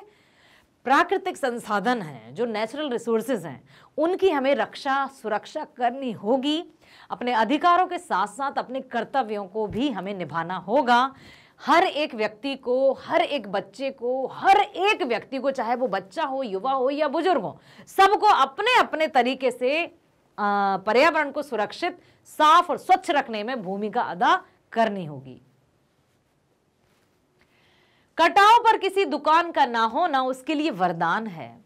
इस कथन के पक्ष में अपनी राय व्यक्त करिए कि लेखिका ने ऐसा क्यों कहा कि वहां दुकान नहीं है तो उसके लिए तो वरदान ही है। दुकान होती तो अच्छा है ना, सब लोग खरीद कर कुछ खा पाते। दुकान का ना होना क्यों कहा है उन्होंने कि वरदान है, देखते हैं। आपको आ रहा है समझ में? कटाव पर किसी भी दुकान का ना होना उसके लिए वरदान है, क्योंकि अभी यह पर्यटक स्थल नहीं बना। यदि कोई दुकान होती तो वहां सैलानियों का अधिक आवागमन या आगमन शुरू हो जाता और वह जमा होकर खाते पीते गंदगी फैलाते। इससे गंदगी तथा वहां पर वाहनों के अधिक प्रयोग से वायु में प्रदूषण बढ़ जाएगा। वाहनों के अधिक आवागमन से वायु प्रदूषण होता है। लोगों की खाना पीना यहाँ वहाँ करने से पहले ये सॉइल पॉल्यूशन होता है, ठीक है। साथ ही साथ फिर संगीतमय कार्यक्रम और ये तो हू हल्ला, डांस, गाने ये होते तो नॉइस पॉल्यूशन या ध्वनि प्रदूषण भी होने लगता। तो अच्छा ही है कि वहां किसी दुकान का नहीं होना सबसे अच्छा माना है। लेखिका को केवल यही स्थान मिला जहां पर वह स्नोफॉल देख पाई, जिसकी लालसा उनके मन में थी, जिसकी इच्छा थी कि मुझे देखना है स्नोफॉल, और वो कहीं देखने को नहीं मिला क्योंकि प्रदूषण के कारण ऐसा हो ही नहीं पाया। लेकिन यहां वे देख पाई। इसका कारण यही था कि वहां प्रदूषण नहीं था। अतः कटाव पर किसी भी दुकान का ना होना उसके लिए एक प्रकार से वरदान ही तो है। अगला प्रश्न, प्रकृति ने जल संचय की व्यवस्था किस प्रकार की है? प्रकृति ने हमारे लिए सब कुछ दिया है बेटा। कहा है ना कि प्रकृति हमारी अर्थात मनुष्य की आवश्यकताओं की पूर्ति तो कर सकती है, लेकिन उसकी लालसाओं को कभी पूरा नहीं कर सकती। और क्यों? क्योंकि लालसाओं का कोई अंत ही नहीं है। आज ये तो कल वो, तो कल ऐसा, तो कल वैसा, मतलब कुछ समाप्त नहीं होता। आवश्यकता अच्छी बात है, जो आवश्यक सामग्री है उनका हमारे पास होना अनिवार्य है, लेकिन लालसाओं को यदि हमने मन में उत्पन्न कर दिया तो वो कभी हमें चैन से नहीं जीने देती। इसलिए मन में संतोष की भावना रखिए और खुश रहिए, स्वस्थ रहिए, है ना। प्रकृति ने जल संचय की व्यवस्था नायाब ढंग से की है। प्रकृति सर्दियों में बर्फ के रूप में जल संग्रह कर लेती है और गर्मियों में पानी के लिए जब त्राही त्राही मचती है तो उस समय यही बर्फ शिलाएं पिघलकर जल धारा बनके नदियों को भर देती हैं। सचमुच प्रकृति ने जल संचय की कितनी अद्भुत व्यवस्था की है ना। ये है प्रकृति। अगला प्रश्न, देश की सीमा पर बैठे फौजी किस तरह की कठिनाइयों से जूझते हैं, उनके प्रति हमारा क्या उत्तरदायित्व होना चाहिए। जिम्मेदारी नहीं, उत्तरदायित्व। जिम्मेदारी मीन्स क्या होता है, रिस्पॉन्सिबिलिटी। उत्तरदायित्व मीन्स अकाउंटेबिलिटी। तो जिम्मेदारी तो अक्सर सब निभाते कि मैं एक जिम्मेदार नागरिक हूं, ये मेरी जिम्मेदारी है, लेकिन सिर्फ और सिर्फ जिम्मेदारी निभाने से ही हमारा काम पूरा नहीं होता। जब तक हमारे अंदर उस कार्य के प्रति जवाबदारी नहीं होगी, उत्तरदायित्व की भावना नहीं होगी, उस काम को हम किया हुआ नहीं मानेंगे। ठीक है। देश की सीमा पर जहां तापमान गर्मी में भी -15 डिग्री सेल्सियस हो जाता है, उस कड़कड़ाती ठंड में भी फौजी पहरा देते हैं, जबकि हम वहां पर 1 मिनट भी नहीं रुक सकते। हमारे फौजी सर्दी तथा गर्मी में वहीं रहकर देश की रक्षा करते हैं ताकि हम चैन की नींद सो सकें। ये जवान हर पल कठिनाइयों से जूझते हैं और अपनी जान हथेली पर रख कर जीते हैं। हमें सदा उनकी सलामती की दुआ करनी चाहिए, उनके परिवार वालों के साथ हमेशा सहानुभूति रखनी चाहिए, प्यार एवं सम्मान के साथ उनसे पेश आना चाहिए, क्योंकि वे वहां हैं इसलिए आज हम यहाँ हैं, हम सुरक्षित हैं, हम चैन से सो रहे हैं क्योंकि वे पहरा दे रहे हैं ना। बेटा आशा, प्रश्न आया है, रकम रकम का क्या अर्थ है। तरह तरह के, पैसा, नमक या इनमें से कोई नहीं। रकम शब्द आपने सुना होगा, रकम, कितनी सारी रकम है भाई, रकम वाले हैं, रकम ये सारी, मतलब तो क्या पैसा इसका अनुमान लगाया जाए, या फिर पाठ के अनुसार तरह तरह के, या फिर नमक, क्या है इसका अर्थ। रकम रकम बताइए, पहला, दूसरा, तीसरा या फिर चौथा, इनमें से कोई नहीं। पैसा? नो। बेटा इसका उत्तर चलिए मैं बता देती हूँ आपको, मैं नहीं बताऊंगी, यहां देख लीजिए आप।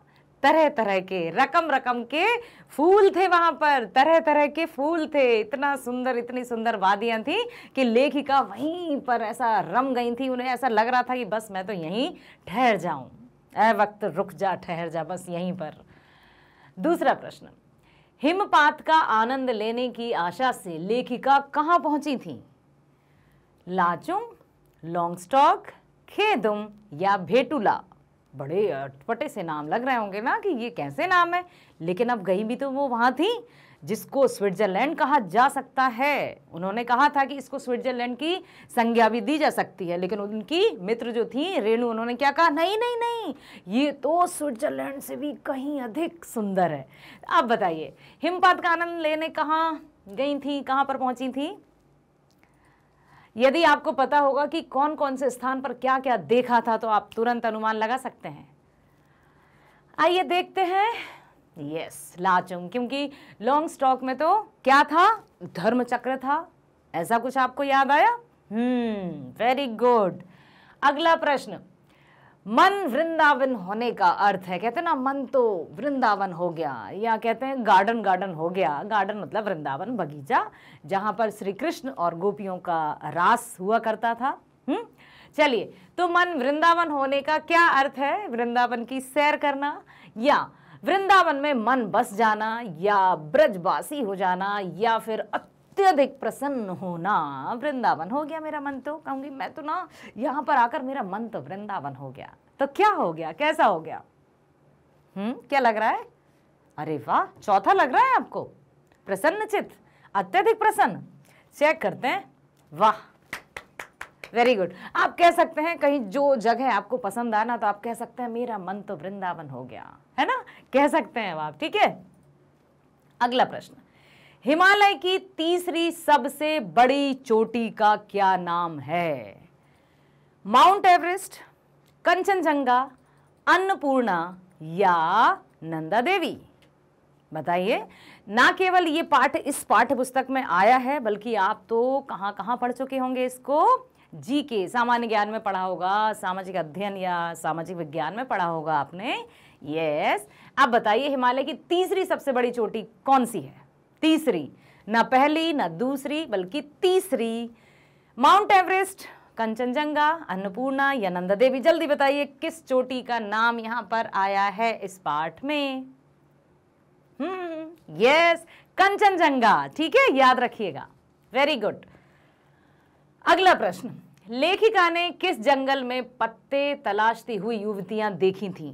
पत्ते तलाशती हुई युवतियां, और उन्होंने कितने अच्छे से उनकी सुंदर कोमल काया का वर्णन भी किया था कि ऐसा लग रहा था मानो वो गुथे हुए आटे सी कोमल काया, और वो भी जंगल में जा रही थीं, पत्तियां तोड़ रही थीं या पत्तियां बीन रही थीं, एक तरफ पत्थर तोड़ती नजर आ रही थीं। ठीक है, तो कहाँ देखा था? पलामू, सतपुड़ा, पलाश के जंगल या गीर के जंगल, कहाँ थे? कौन से जंगल में लेखिका ने देखा था कि कुछ युवतियां थीं जो पत्ते तलाश रही थीं? यस, आया समझ में? पहला, पलामू। प्रकृति के विराट रूप को देखकर लेखिका को क्या प्रेरणा मिलती है? प्रकृति को जब विराट, विराट शब्द का जब ये शब्द आया था पाठ में, तो मैंने आपको एक कविता सुनाई थी कि श्री कृष्ण ने जब विराट रूप लिया था तो क्या हड़कंप मच गया था। अर्थात दुर्योधन के पास जब वो गए थे ना, तब का बताया था ना, विराट मीन्स प्रकृति का बहुत विस्तृत, एकदम ह्यूज कह सकते हैं इसको, बहुत विशाल। ठीक है, तो बताइए क्या प्रेरणा मिलती है? सदा काम में लगे रहना चाहिए, सदा मुस्कुराते रहना चाहिए, चिंता नहीं करनी चाहिए, या फिर लक्ष्य प्राप्त करना चाहिए। क्या प्रेरणा मिलती है?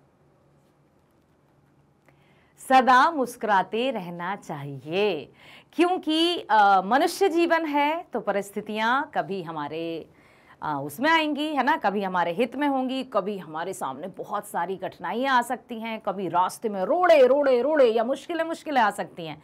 अब यदि हम इन परेशानियों से उदास और हताश होकर बैठ गए तो आगे जो अच्छा कुछ होने वाला है वो भी नहीं होगा, क्योंकि कहते हैं ना, जैसा रहेगा मन वैसा रहेगा तन, और जब मन और तन जैसा होगा तो वैसा ही हमें आसपास का माहौल दिखाई देता है। इसलिए मन चंगा तो कठौती में गंगा, अपने मन को हमेशा प्रसन्न रखना चाहिए। इसलिए लेखिका ने कहा है कि हमें हर एक परिस्थिति में उसको, बस यही ना कि आपने वो सुना है ना, ये मत कहो खुदा से मेरी मुश्किलें बड़ी हैं, उन मुश्किलों से कह दो मेरा खुदा बड़ा है। तो आती हैं, मनुष्य जीवन है, परेशानियां आएंगी। जहां परेशानियां नहीं, मुश्किल नहीं, तो फिर मतलब हम जीवित ही नहीं है, हम जा चुके हैं। जीवित हैं तो परेशानियां हैं, जीवन है तो मुश्किलें हैं। ठीक है, यस, इसलिए हमें हर एक परिस्थिति में मुस्कुराते रहना चाहिए। ये आप गांठ बांध लीजिए कि हमें अपने जीवन में आएंगी परेशानियां। अभी आप बहुत छोटे बच्चे हैं, अभी कन्यादान कविता पढ़ी थी ना हमने कि माता पिता की छत्र छाया में जब तक हम रहते हैं हमें सुख ही सुख नजर आते हैं, दुख का तो आभास भी नहीं होता है, इतना सा भी पता नहीं चलता है कि दुख होता क्या है। लेकिन धीरे धीरे धीरे धीरे जब हम लक्ष्य की तरफ बढ़ते हैं, फिर अपने पैरों पर खड़े होते हैं, हम अपना एक आशियां बना लेते हैं, अपना परिवार होता है, फिर होता है समस्याओं का आगमन, परेशानियों की दस्तक, और हम कहते हैं ये क्या हुआ, इससे अच्छा तो वो था। लेकिन परेशानियां आएंगी और हमें डटकर उनका मुकाबला करना है। दुख भी आएंगे, फिर भी हमें खुश होकर उनका स्वागत करना है। तो दुख रहेंगे ही नहीं, क्योंकि दुख क्या खुशी में रहेंगे, डरकर भाग जाएंगे। ठीक है, इसलिए हमें सदा मुस्कुराते रहना चाहिए। लायुंग समुद्र तल से कितनी ऊंचाई पर है? किसको याद है बताइए? क्या बताइए, क्या क्या लिखा है यहां पर? 10,000 फीट, 11,000 फीट, 12,000 फीट या 14,000 फीट? लायुंग समुद्र तल से कितनी ऊंचाई पर है? किसी को अनुमान? 14 लग रहा है? नो, आई डोंट नो, मुझे नहीं पता, मुझे कुछ नहीं पता, आप बताइए। 12, अब कह दीजिए 11, फिर कह दीजिए 10 तो कह दीजिए सब। अब देखते हैं, चेक करते हैं। अरे वाह, 14,000 फीट, वेरी गुड, बहुत बढ़िया। चलिए आगे चलें। कटाव लायुंग से कितनी ऊंचाई पर स्थित है? लो, अभी लायुंग की ऊंचाई पूछी गई थी, अब पूछा है कि कटाव लायुंग से कितनी ऊंचाई पर स्थित है? कटाव बताइए, 500 फीट, 400 फीट, 300 फीट या 200 फीट? कटाव पहुंचे आप, कटाव भी ऊंचाई पर है, फिर कटाव लायुंग से कितनी ऊंचाई पर है? ठीक है, ये आपको बताना है।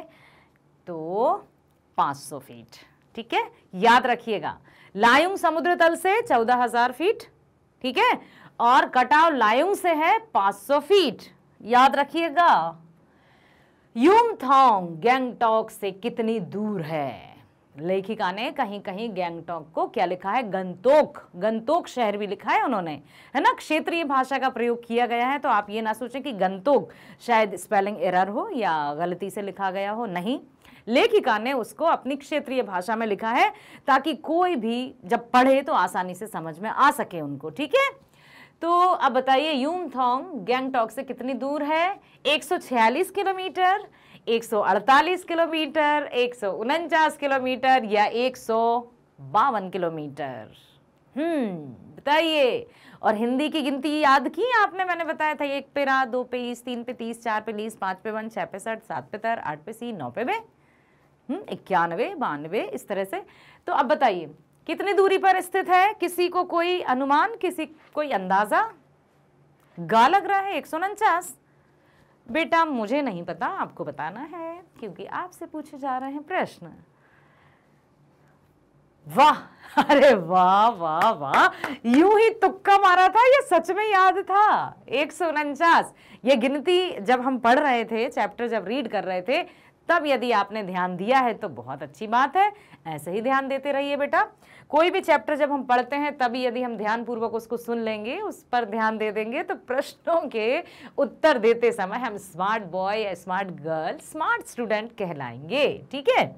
आगे चलें।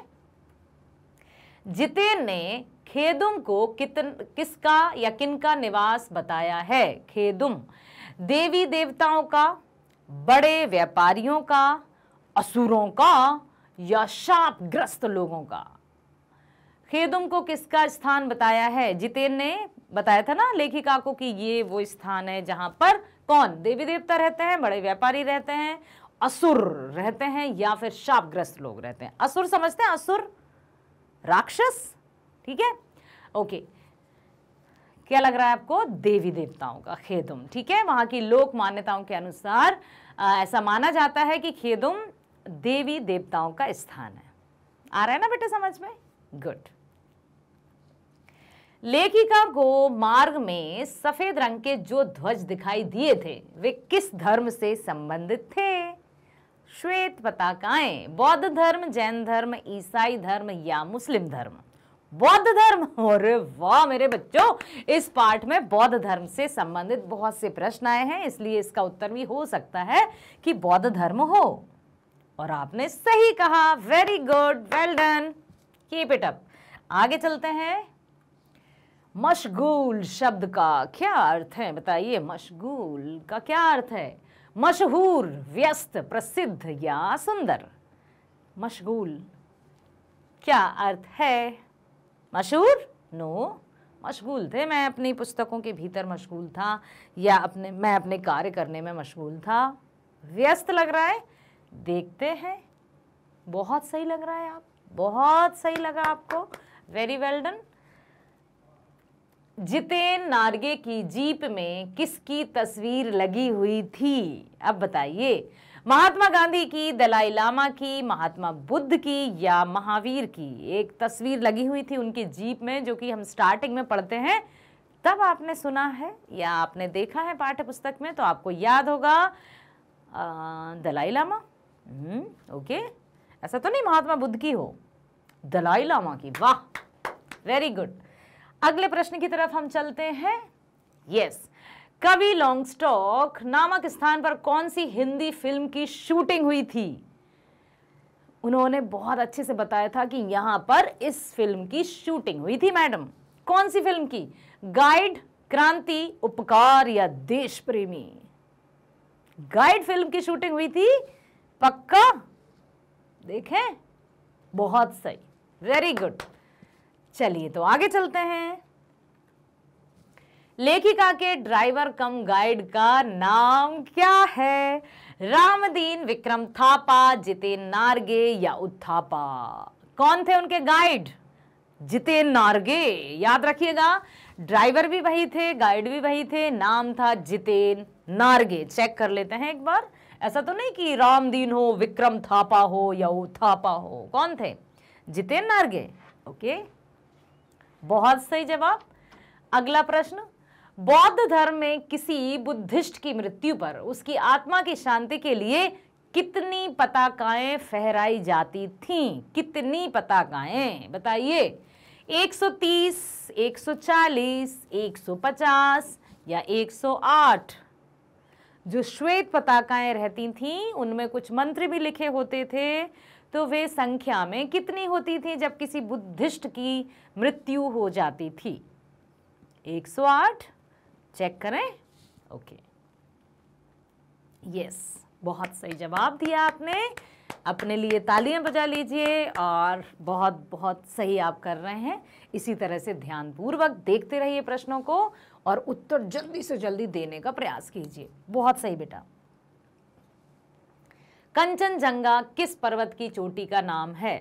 हिमालय पर्वत, कंचन पर्वत, सुमेरु पर्वत, नीलमणि पर्वत? अब बताइए, कंचनजंगा किस पर्वत की चोटी का नाम है? पर्वत तो अलग है, चोटी अलग होती है, तो कौन से पर्वत की चोटी है कंचनजंगा? हिमालय पर्वत है, कंचन पर्वत है, सुमेरु पर्वत है या फिर नीलमणि पर्वत है? हिमालय पर्वत की चोटी। यस, बहुत सही जवाब। आगे चलते हैं। साना साना हाथ जोड़ी नामक पाठ की रचयिता कौन है? यानी इस पाठ की रचना किसने की है? लेखिका कौन है? महादेवी वर्मा, मधु कांकरिया जी या फिर कमलेश्वर हैं या फिर शिव पूजन सहाय हैं? कौन है? मधु कांकरिया जी। वाह जी वाह, चेक कर लेते हैं हम, और आपने सही जवाब दिया। बहुत बढ़िया, वेरी गुड बेटा। अगले प्रश्न की तरफ चलते हैं हम। लेखिका ने गंगटोक को किन लोगों का शहर बताया है? गंतोक, गंतोक शहर, गंतोक लिखा भी आ सकता है कहीं कहीं, गंगटोक तो आएगा ही। तो लेखिका ने किस तरह का शहर बताया है इसको? मेहनत कश बादशाहों का शहर या गरीबों का शहर या फिर नवाबों का शहर या राजाओं का शहर? किसका क्या कहा है लेखिका ने? First one. ओके, मेहनत कश बादशाहों का शहर। बहुत सही, मेरे बच्चे भी बहुत मेहनती हैं, है ना? बहुत अच्छे से उत्तर देते जा रहे हैं। Very good. अगले प्रश्न की तरफ चलते हैं। साना साना हाथ जोड़ी प्रार्थना लेखिका ने किस देश की युवती से सीखी थी? बताइए, किस देश की युवती से सीखी थी साना साना हाथ जोड़ी? बर्मा की, श्रीलंका की, नेपाल की या चीन की? बताइए, कौन सी युवती जब वो हाथ जोड़कर प्रार्थना कर रही थी तो लेखिका ने उससे सीखा कि अच्छा इसका अर्थ ये होता है, तो वो कहाँ की युवती थी? बर्मा की थी, श्रीलंका की थी, नेपाल की थी या चीन की थी? लेखिका कहाँ गई थी? जल्दी बताइए। यस, नेपाल। बहुत सही।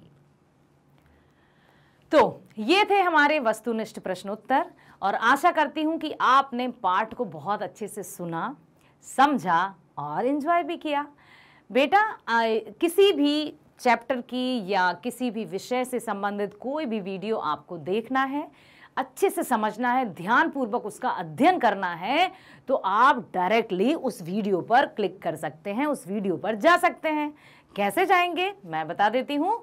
सबसे पहले आप अपने मोबाइल को हाथ में लेंगे, बिल्कुल लेंगे, मोबाइल हो या आपका लैपटॉप हो या कोई और डिवाइस हो, और फिर करेंगे उसका डेटा ऑन, मतलब इंटरनेट कनेक्शन भी चाहिए। जब ये सब आप कर लेंगे उसके बाद आप करेंगे मैग्नेट ब्रेन्स टाइप। गूगल पर जाइए या क्रोम पर जाइए, जहाँ पर हम सर्च करते हैं, ठीक है। जैसे ही आप सर्च करेंगे आपके सामने बहुत सारा आ जाएगा, कुछ लिखा हुआ, क्या क्या ऑप्शंस आ जाएंगे। लाइक क्या देखना है आपको, क्योंकि आप क्लास 10th का सर्च करने वाले हैं, तो क्या CBSE इंग्लिश मीडियम से रिलेटेड आपके जो सब्जेक्ट्स हैं, आपके जो विषय हैं, उनके वीडियोस देखना चाहते हैं आप, या फिर CBSE या NCERT हिंदी मीडियम से संबंधित आप कोर्स या विषय या जो भी आपका हिंदी इंग्लिश कौन सा विषय जानना चाहते हैं, समझना चाहते हैं, ठीक है। या फिर आप इंग्लिश स्पोकन के वीडियोस देखना चाहते हैं, क्योंकि आप घर बैठे एकदम फ्री में बहुत अच्छे वक्ता या स्पीकर बनना चाहते हैं। यस, बिल्कुल चाहते होंगे, और ऐसा चाहना भी चाहिए, करते भी रहिए।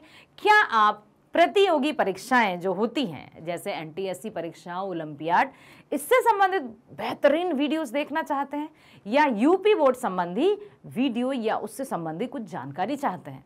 सब कुछ मिलेगा मैग्नेट ब्रेन्स पर। यस, तो क्या करना है, आपको जस्ट टाइप कर देना है, ठीक है। ओके, अब आपको देखना क्या है, ये आप पर निर्भर करता है। मान लीजिए आप सीबीएसई हिंदी मीडियम के अपने विषय से संबंधित कोई भी किसी भी विषय का वीडियो देखना चाहते हैं तो सबसे पहले आपको हिंदी सीबीएसई हिंदी मीडियम पर क्लिक करना होगा। ठीक है, क्लिक करते ही आपकी स्क्रीन पर दिखाई देंगे आपके विषय और साथ ही साथ विषय के अध्यापक, सब्जेक्ट टीचर्स भी आपको नजर आएंगे। क्या पढ़ना चाहते हैं आप? क्या आप भौतिक विज्ञान पढ़ना चाहते हैं? क्या आप रसायन विज्ञान पढ़ना चाहते हैं? गणित पढ़ना चाहते हैं? अंग्रेजी पढ़ना चाहते हैं? या फिर हिंदी या फिर सोशल साइंस या सामाजिक अध्ययन, जो भी आपको पढ़ना है बस आप उस पर क्लिक कर दीजिए। क्लिक करते ही उससे रिलेटेड आपको वीडियोस आ जाएंगे आपकी स्क्रीन पर, बहुत अच्छे से समझ में भी आएंगे, है ना।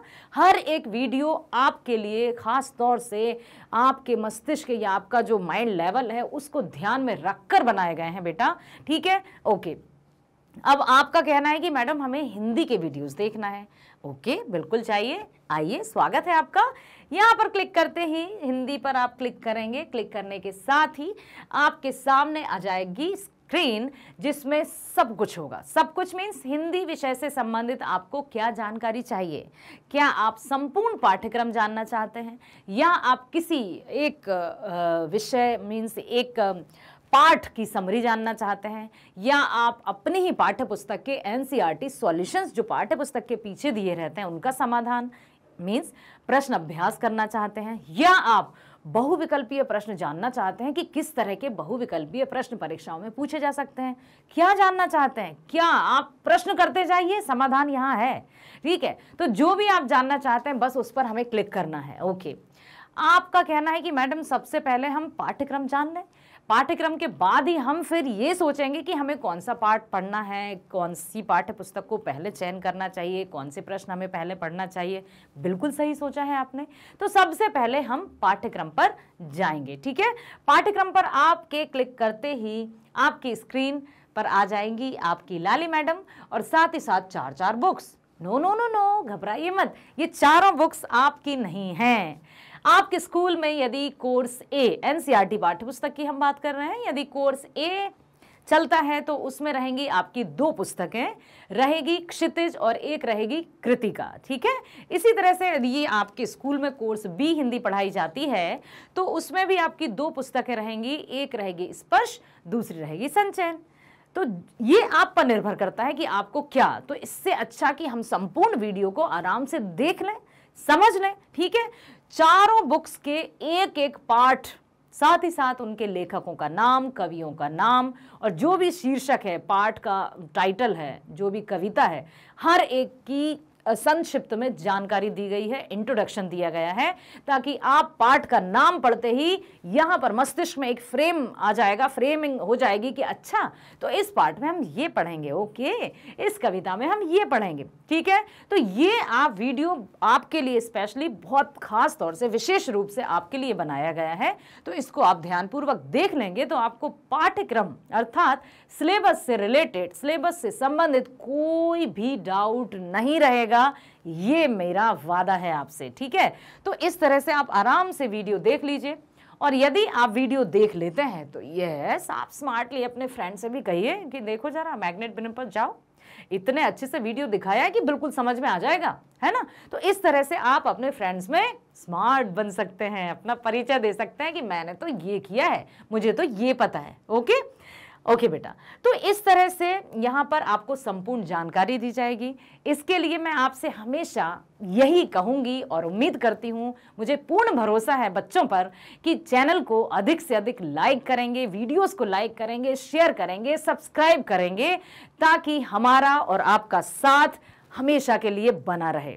ठीक है, क्योंकि ये जो वीडियोस हैं उसमें आपको कभी भी कोई भी पेड सब्सक्रिप्शन नहीं लेना होगा। ये वीडियोस आपके लिए 100% फ्री दिए जा रहे हैं।